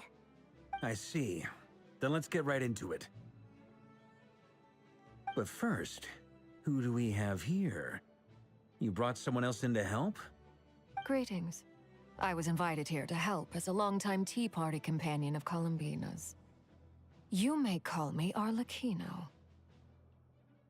Surely it can't be. Those eyes. Oh, where have I seen them before? Wait, of course. In those memories we just saw. The only Arlecchino I know is the fourth of the Fatui Harbingers. So either you share a pretty uncommon name, or you're more than just a Tea Party buddy. You're well informed, Grandmaster. A man from Mondstadt living all the way out here in Krai, and yet the people and affairs of Snezhnaya seem to hold a special place in your heart. Oh, the feeling's mutual. Sounds like you know all about who I am, too. A Fatui Harbinger. The atmosphere in here just got really tense. Guess we can't just start trusting Fatui Harbingers, even at a time like this. I must admit, though, I'm a little curious. Seeing as the moon goddess no longer belongs to the Fatui, what makes you so willing to put your neck on the line here? Nor does Krai belong to Mondstadt, Mr. Varka. Yet still, you're fighting for it all the same. Things don't always have to have a tangible payoff. Sometimes, stopping things from spiraling out of control is a higher priority than chasing the spoils of victory. Of course, I can't say there's nothing in it for me at all. But that's between Columbina and myself.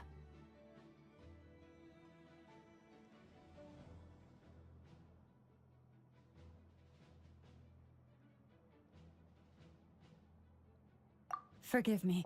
I don't mean to doubt you. It's just that the Fatui really have been the source of many of our troubles. We have our own way of doing things here in Krai. But ever since they arrived, the Fatui have treated us with nothing but hostility. I know there's been a lot of bad blood between us in the past. I've done my utmost to avoid friction whenever I could.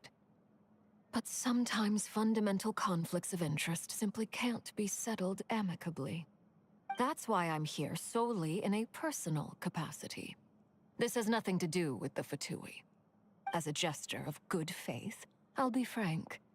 I can help Columbina track down the iridescent moon's marrow, which will help her restore more of her power. Anyway, what else is on the agenda? Let's begin. She says she'll be frank, then completely skips over the details. Looks like she doesn't want to give away too many secrets after all. But she clearly wants to change the subject. It'd be awkward if I tried to bring it up again now. I guess we'll just have to go along with it. She's the fourth of the Fatui Harbingers after all. One look and you can tell she's not someone you'd want to mess with.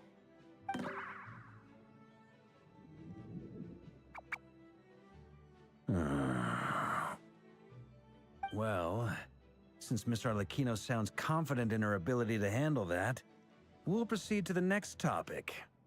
Yehoda, time to share that top-secret intel.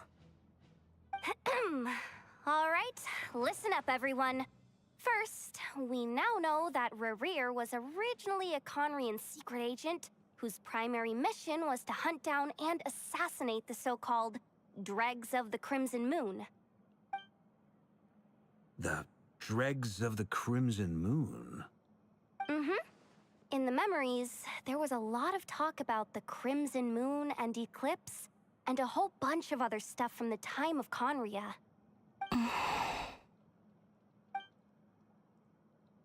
To my knowledge, those were the names of two different Conrian dynasties. Long, long ago, it is said that the people of Conria worshipped the Crimson Moon, drawing a mysterious power from its reflection.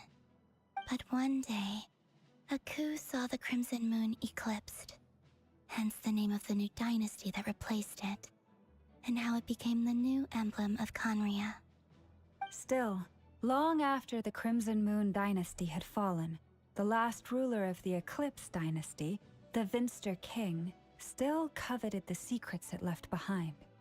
So, he sent the Rehir of Solnari to secretly hunt down the Crimson Moon's few remaining followers. In those days, Rerir showed no signs of madness. In fact, he was as normal as any other person. Oh, and he had a fiancé, or at least a would-be fiancé, called Tholindis. What's the matter?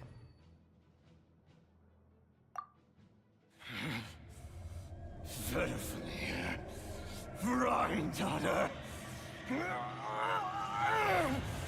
Flinders.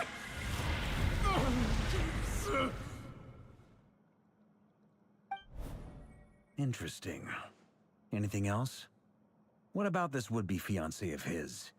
Do we know anything about her? Well, she was a researcher at the Universitas Magistrorum, but it felt like she was hiding some kind of secret. Oh, and one more thing. For some reason, Rerir's fragment also contains some of Tholindis' memories, though only a very small portion. Well, no shortage of potential leads, I'll give you that. In any case, it sounds like we can conclude that while Tholindis was still around, Rerir appeared to be lucid and quite normal. Tholindis, it seems, must have been the one thing in this world that he couldn't let go of. Tell me, though, were these pure-blood Conrians we're talking about here? Why do you need to know that? Hold on. If she was a pure-blood Conrian... Oh yeah, just like how it was with the captain. If we could somehow find her, do you think there's any chance Rerir might regain some of his sanity? It's possible, but it would take a miracle. We can't pin all our hopes on that. That merchant who Nefer knows, Dori Sangama Bay. Maybe we could hire her to look into it. All right, then. Let's keep working in our separate teams. Traveler, Paimon, Kutar, and Miss Arlecchino will go look for the iridescent moon's marrow. As for the others... On the way over here, I noticed that the Wild Hunt monsters had grown even more frenzied in their search for Kutar. At this rate, the people living here will be in grave danger too. So I'm thinking of gathering together some of our followers to go wipe them out. I'll head back to the curatorium and meet up with the boss. Feels good knowing we've all got something to be getting on with. Given that the Wild Hunt has been a lot more active lately, the Lightkeepers have likely begun their own operations too. If that is the case, someone will need to pass the news on to Flint's. I'll hold the fort for now, then discuss our next move with Flint's, Ino, and Anefa when they get back. All right then. Well, the clock's ticking. If that's everything, we'll be on our way. We'd better get moving too. We'll try to buy you as much time as we can. Relax. Just do your thing. Now, I decided to call in some backup since things are getting so hairy. Our reinforcements should be here any minute now. Stay safe, everyone. Dismissed.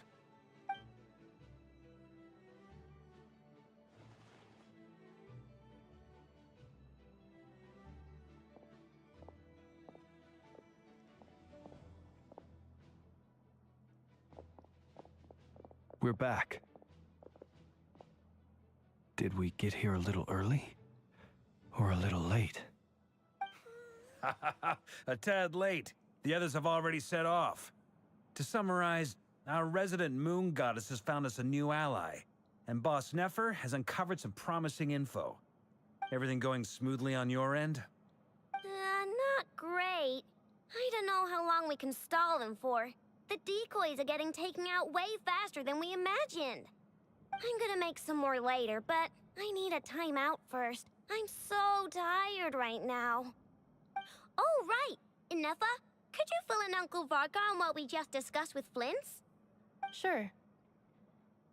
Uncle Varka, you previously told us about how when you went to investigate a source of the Wild Hunt in Amsvartnir, you discovered that it was just a diversion. But according to Flint's intel, several outbreaks of the Wild Hunt had already occurred in Krai in the period leading up to that. That was before Rerir had regained his body, when he was far from regaining his full strength. In other words, in theory at least, he still lacked the means to act in two places at once. Flint's, with everything that's been happening, the Lightkeepers across Krai are rallying to fight back against the Wild Hunt. They're gonna need your help. I know, I'm sure you're capable of coming up with something far more effective than decoys. But for now, you should stay here and get some rest. Anefa and I will head back over to Amsvartnir to see if there's anything I missed. I told you Uncle Varka would say that, didn't I? A deal's a deal. Not a word about my snack intake for the next week. Database updated. Reliability of Ino's predictions increased. What does that mean? They were betting on how you'd respond after hearing their intel. It's the obvious choice, isn't it? That's hardly worth betting on. We already decided that Anefa should go investigate the situation over at Amsvartnir on her own. You might as well stay here and keep watch. Someone needs to hang back and oversee our strategy meetings. And besides, you still haven't fully recovered from ambushing Rerir. So I've ended up with the easiest assignment. Well, I appreciate it, everyone. See you when you get back.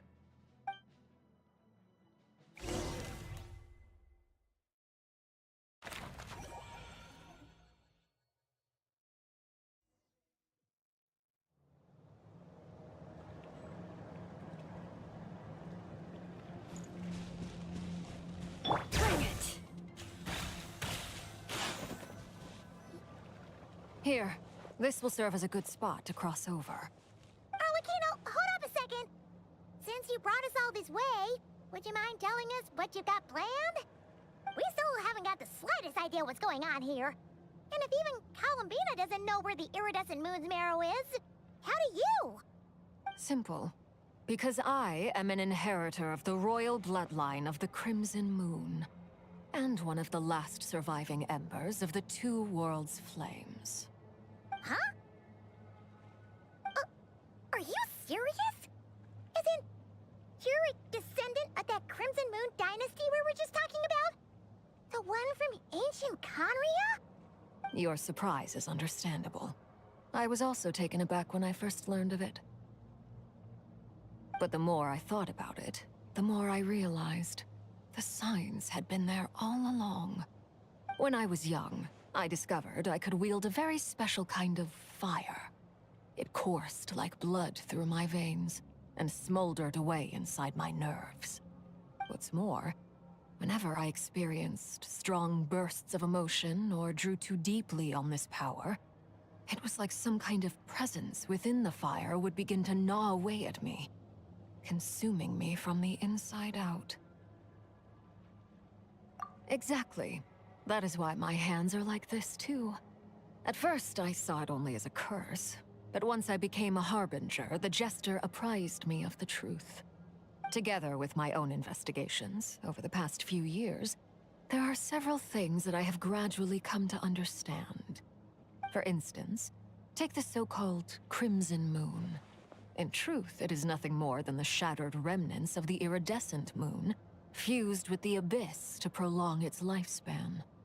Since this blood flame was bestowed upon me by the Crimson Moon, it is a fusion of the iridescent moon's former power and the corruption of the abyss. You all understand the nature of the abyss well enough. I draw upon its power, and in return, it hungers for my soul.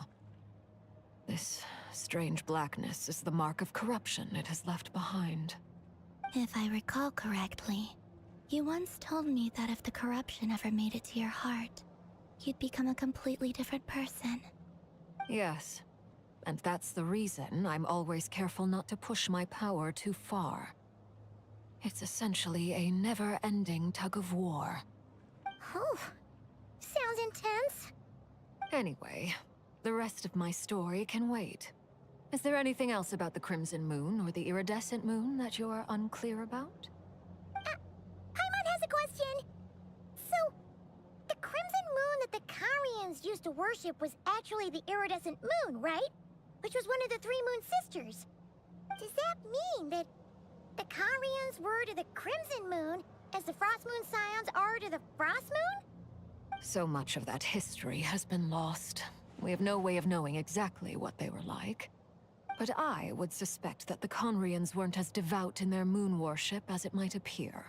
The iridescent moon's remains simply served as their link to the abyss. Later on, perhaps someone discovered a way to make direct contact with the abyss. Or maybe there was some kind of ideological divide. Either way, a dissenting faction staged a coup and drove out the royal heirs of the Crimson Moon dynasty. Still, even with the dark sun looming high overhead, the Crimson Moon's glow never truly faded. If you want living proof, it's standing right before you. The first time we met, I sensed something familiar in your presence. When I looked at you, I felt I could see that mysterious red moon in the corner of my eye. In your flames, I saw its broken image, surrounded by a strange black aura. Well, I appreciate that you kept it to yourself. Much about the Crimson Moon is still a mystery, and I'd prefer not to end up as the object of an insane research project. Anyway, time is against us here, so if there's any other questions, they'll have to wait. I just want to make sure I've got one thing straight. In her letters, Sandrone mentioned that since you are unable to contain the iridescent moon's marrow yourself, you intend to leave it in my custody, correct? That's right. For now, it's the only way I can pay you back for your help. The iridescent moon is already part of who you are, so with its marrow in your possession, you'll be even more powerful than before. Deal. Then let's get started. Get what started? What does this place have to do with the Crimson Moon? When I first became a harbinger, the Jester gave me a book called Parenheri, also known as Leobranto Inamorato. You should be able to buy a copy next time you're in Fontaine. It's a love story set in the Crimson Moon era. But setting aside the tangled romances of its characters, it also records a few interesting details. In the Crimson Moon era, or so the story goes, there was an orphanage that received children from beyond the bounds of this world. and subjected them to a peculiar induction ceremony. Beyond the bounds of this world? For real? And what kind of induction ceremony? The Crimson Moon Sages looked beyond this world for beings with powers that surpassed the gods. But fearing they might lose control, they subjected these children to a process of refinement. They made these children crawl up a fireplace and kept asking them, "Have you died? Did you see it?" Until they finally admitted to having died and seen a crimson moon. The adults embraced the children who passed the ritual, telling them, "Within the fireplace, you have traversed the flames between two worlds. Here and now, you are born anew." The book leaves much unsaid, but I suspect that this was their way of branding the children they had enrolled, leaving an indelible mark upon them so that they would forever live in the Crimson Moon's light. That explains why I can't sense the Crimson Moon's marrow in this world.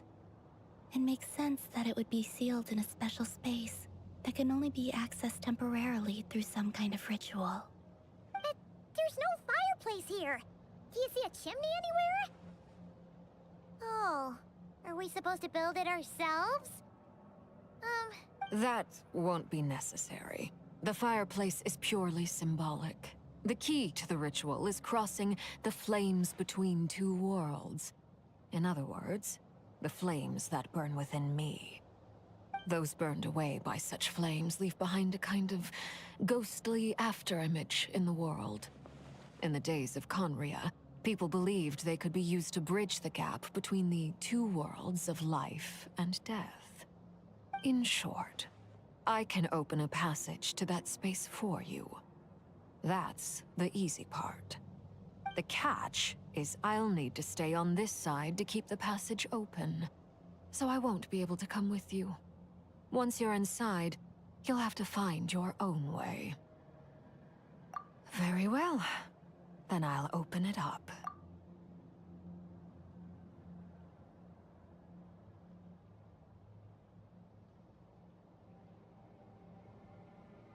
Traveler, spare me a little more moonlight if you would. I may need it.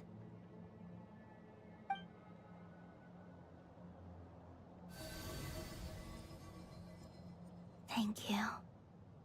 I feel like I've recovered some of my strength now. It should be enough to move us across short distances and confront whatever dangers might await.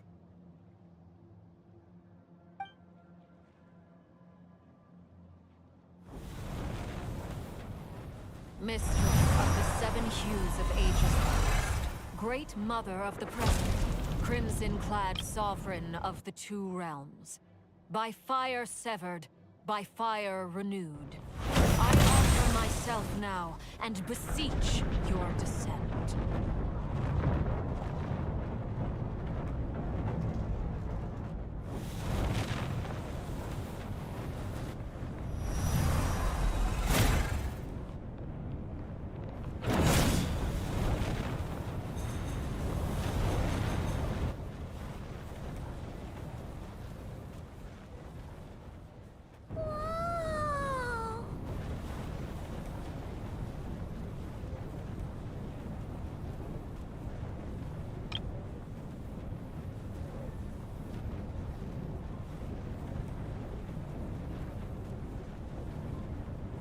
One word of advice.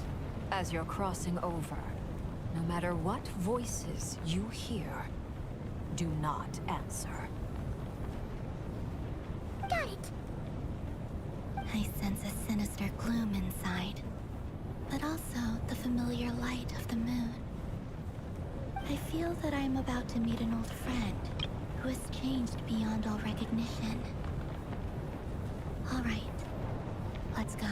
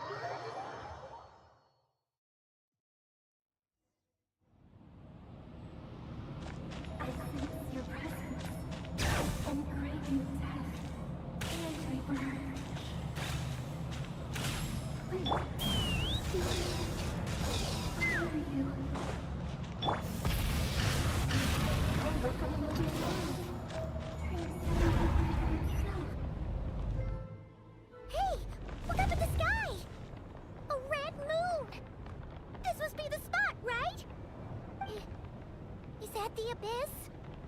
It's practically filled the entire place. What now?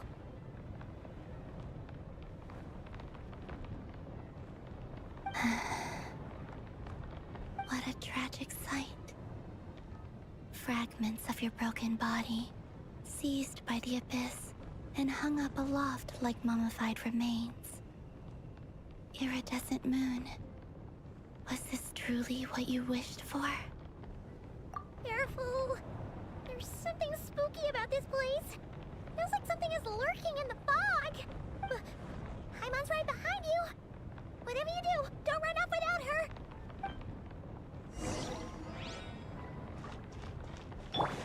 By the way, Alambina, didn't you tell us that the iridescent moon had shattered into pieces? The moon up there looks pretty whole to Paimon. How is that possible?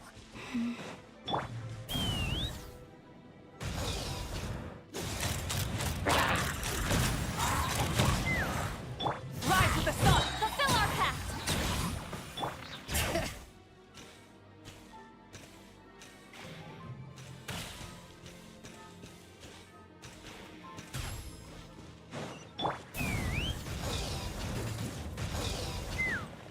Just like I thought. It was only a facade.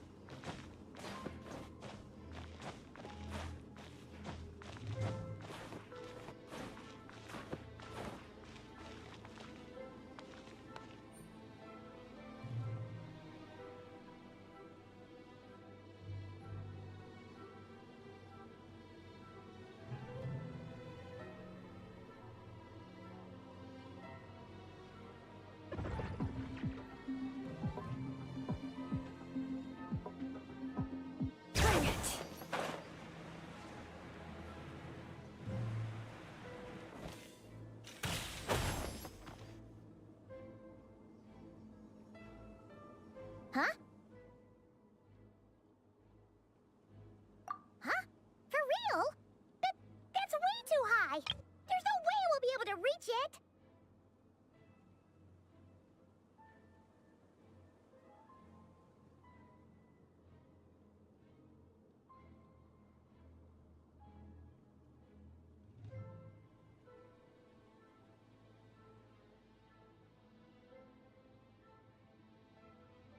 No. I'm not sensing anything up there. It's coming from under the mountain. Let's see... Ah! There's some kind of weird shadow over the water! Wait, see that? Looks like a mechanism of some sort.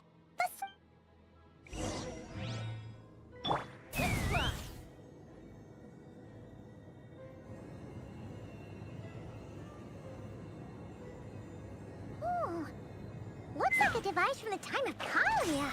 Maybe people once came here to study the Crimson Moon's domain, and they left this behind. Oh, if we can activate it, we might find some clues.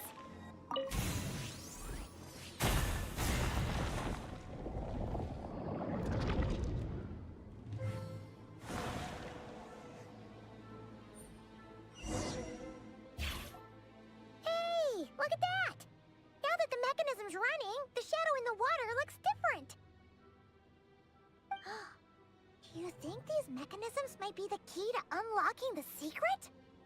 Let's try to find more of them! Felindis, we'll leave the rest of the research in your hands. We'll be heading back now. I hope this isn't ruining date night. Ugh.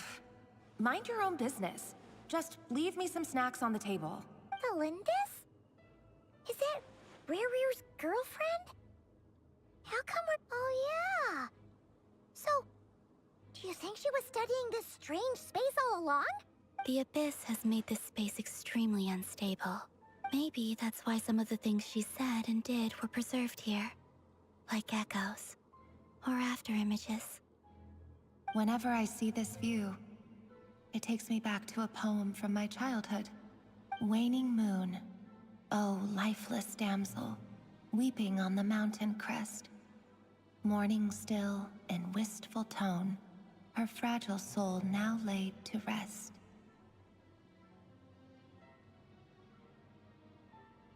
For me, of all people, to be here investigating the mysteries of the Crimson Moon space, is it a coincidence or something more?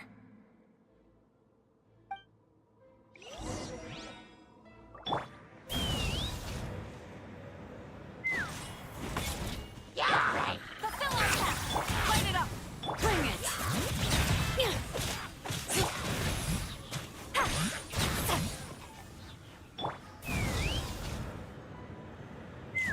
Oh, looks like the Abyss has messed up this mechanism. We need to find a way to get it working again. Let's see if there are any other devices nearby.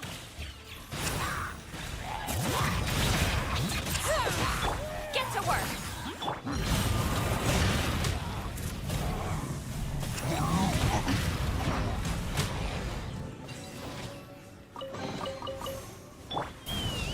Giddy up!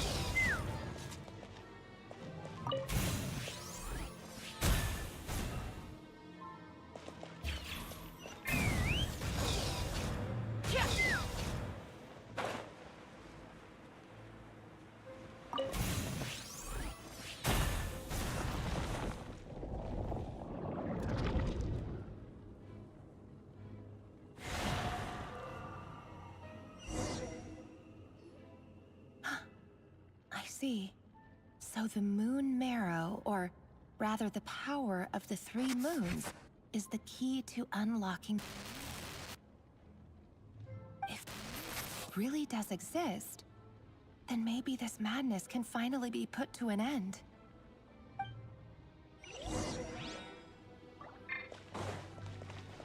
Take me up!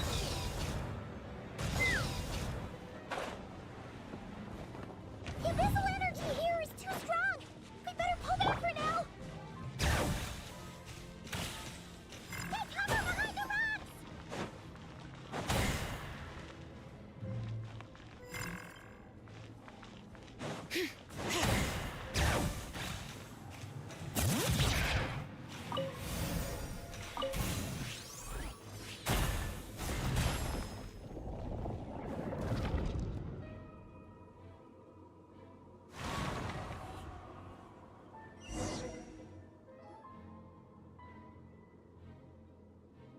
With the Abyss inhibitors in place, I should be able to access the chamber with the moon marrow. Oh, Rerir, with every step you take, you're drifting further from what you truly desire. But you're not the root of the problem. Ever since that outsider set foot in Conria, the Vinster King has sunken deeper into madness. If only I could get my hands on that outsider.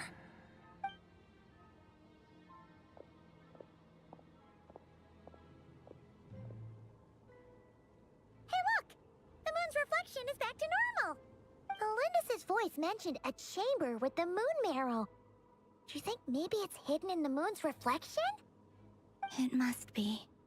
For within it, I sense the fragile aura of a dying soul. Then there's no time to lose. Let's go!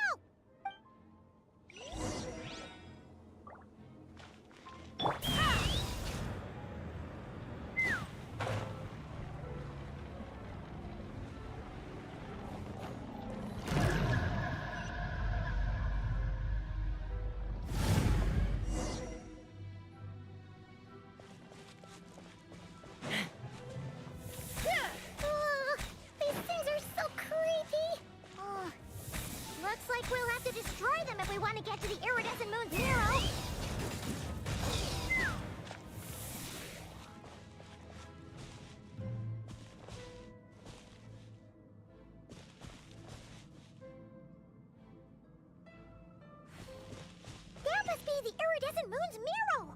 Oh, but we'll need to destroy these things before we can reach it!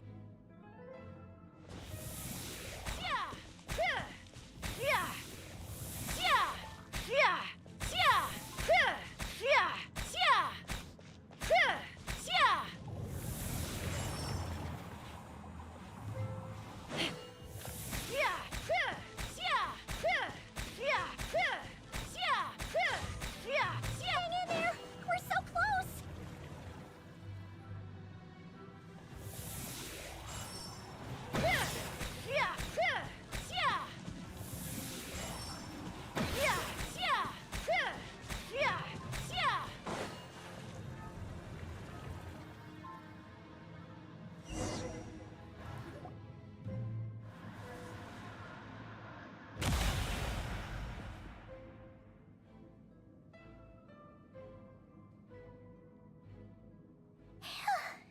We finally did it!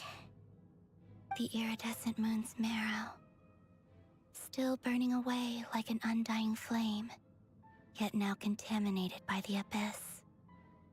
It has taken on a new form entirely. If we can purify the abyssal power within, we should be able to obtain its untainted essence.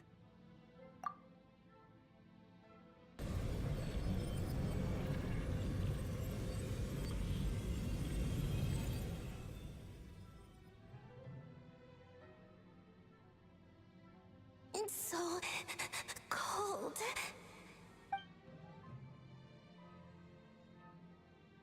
Is it you? Are you here?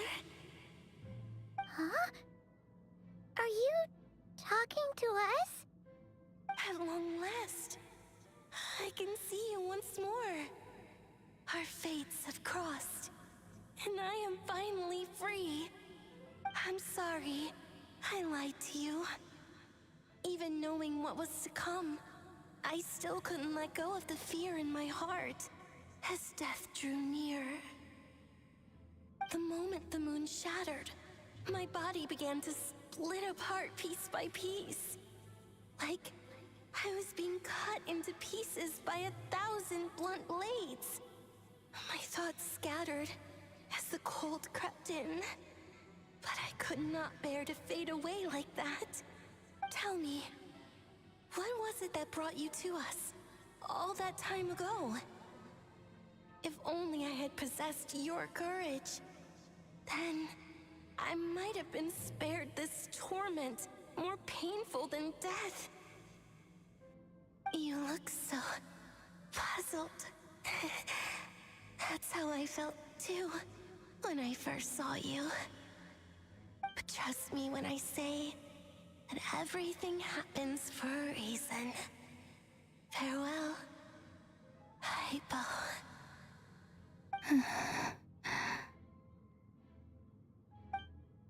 What was that all about? Was that the goddess of the iridescent moon? It sounded like she was speaking to a long-lost friend. But none of us have ever met her before, right? Perhaps. She took me for the goddess of the frost moon she once knew. For a fading soul like hers, our auras must be too similar to tell apart. But anyway, we've got the iridescent moon's marrow now. That should help you regain your strength, right? Alright, time to leave this place and meet back up with Arlecchino. Let's go!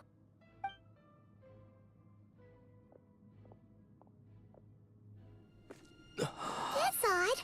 This place looks different than when we came in. Waning moon, Huh? oh lifeless damsel. Oh.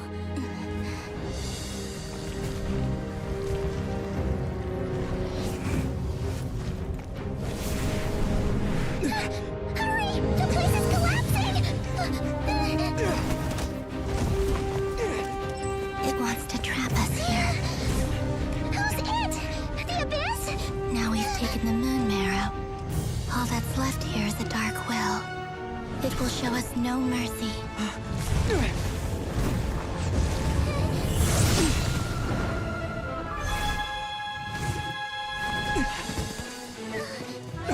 it back! The crimson moons! My marrow! My...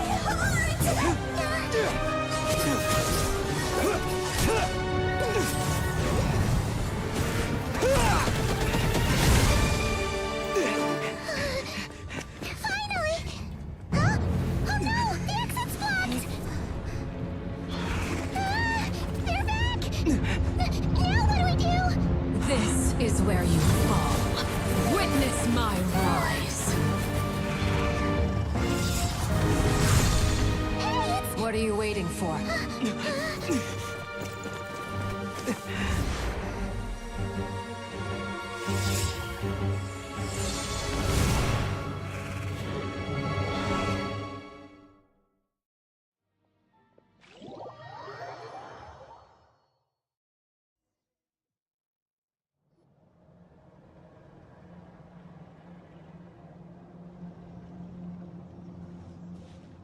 Oh, we made it!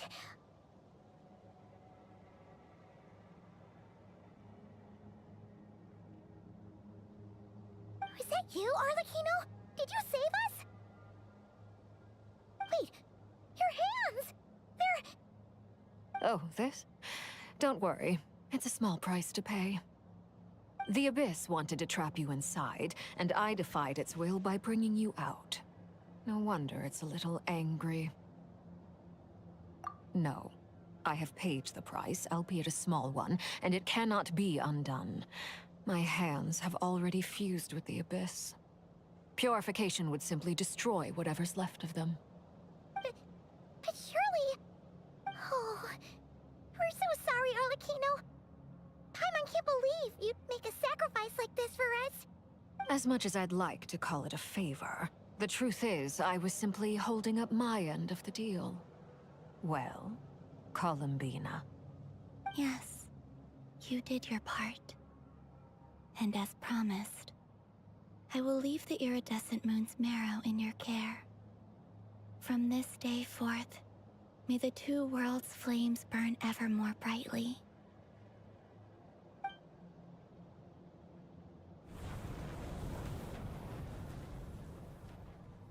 I'll take that as a blessing. Now, Columbina, give me your hand. Accept this moonlight I offer in return.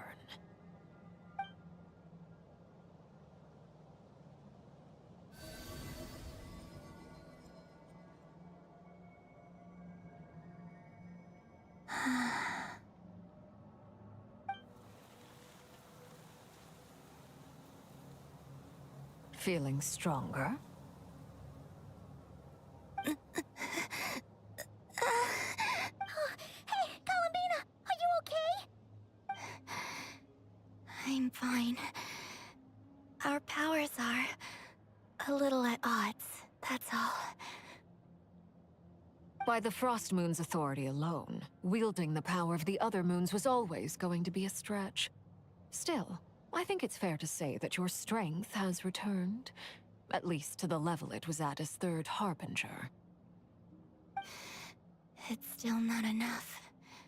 There's no way I can hope to challenge Rayrir like this. Just one more ray of moonlight, if you would. It's okay. I can take it.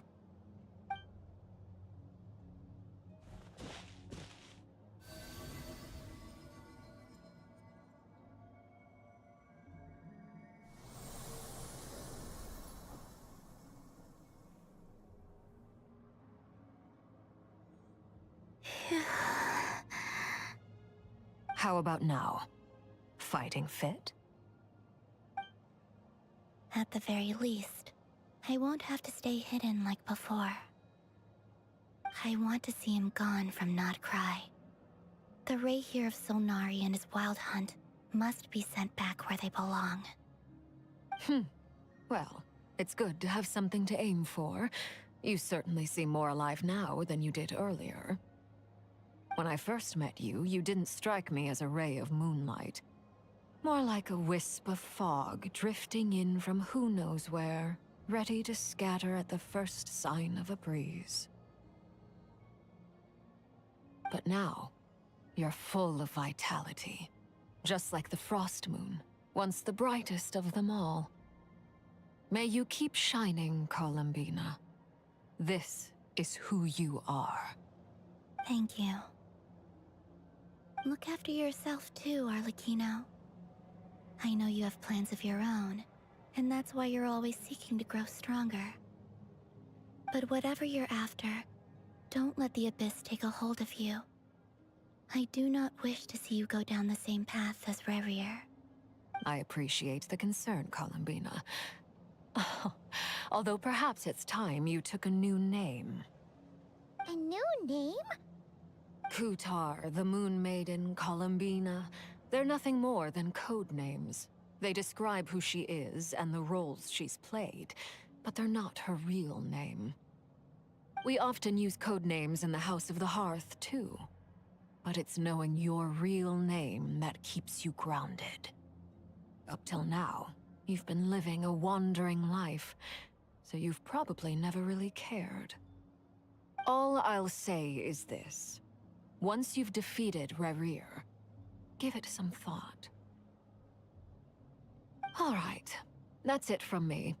I'll get you back safely first, then go meet up with Sandrone. You're the best! I appreciate the gesture. It speaks to your good character. Anyway, let's get going. There are more urgent things to do right now than trade compliments.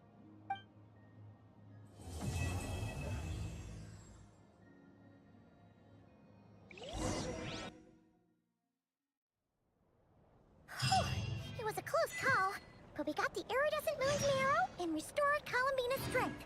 And that's all that matters. In other words, mission accomplished. Paimon wonders how everyone else is doing.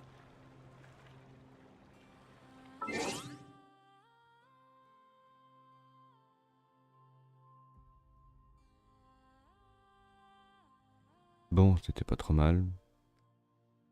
On aura fini déjà cette partie. Voilà, je pense que je vais arrêter là pour les blabla. Hein? Allez, ciao.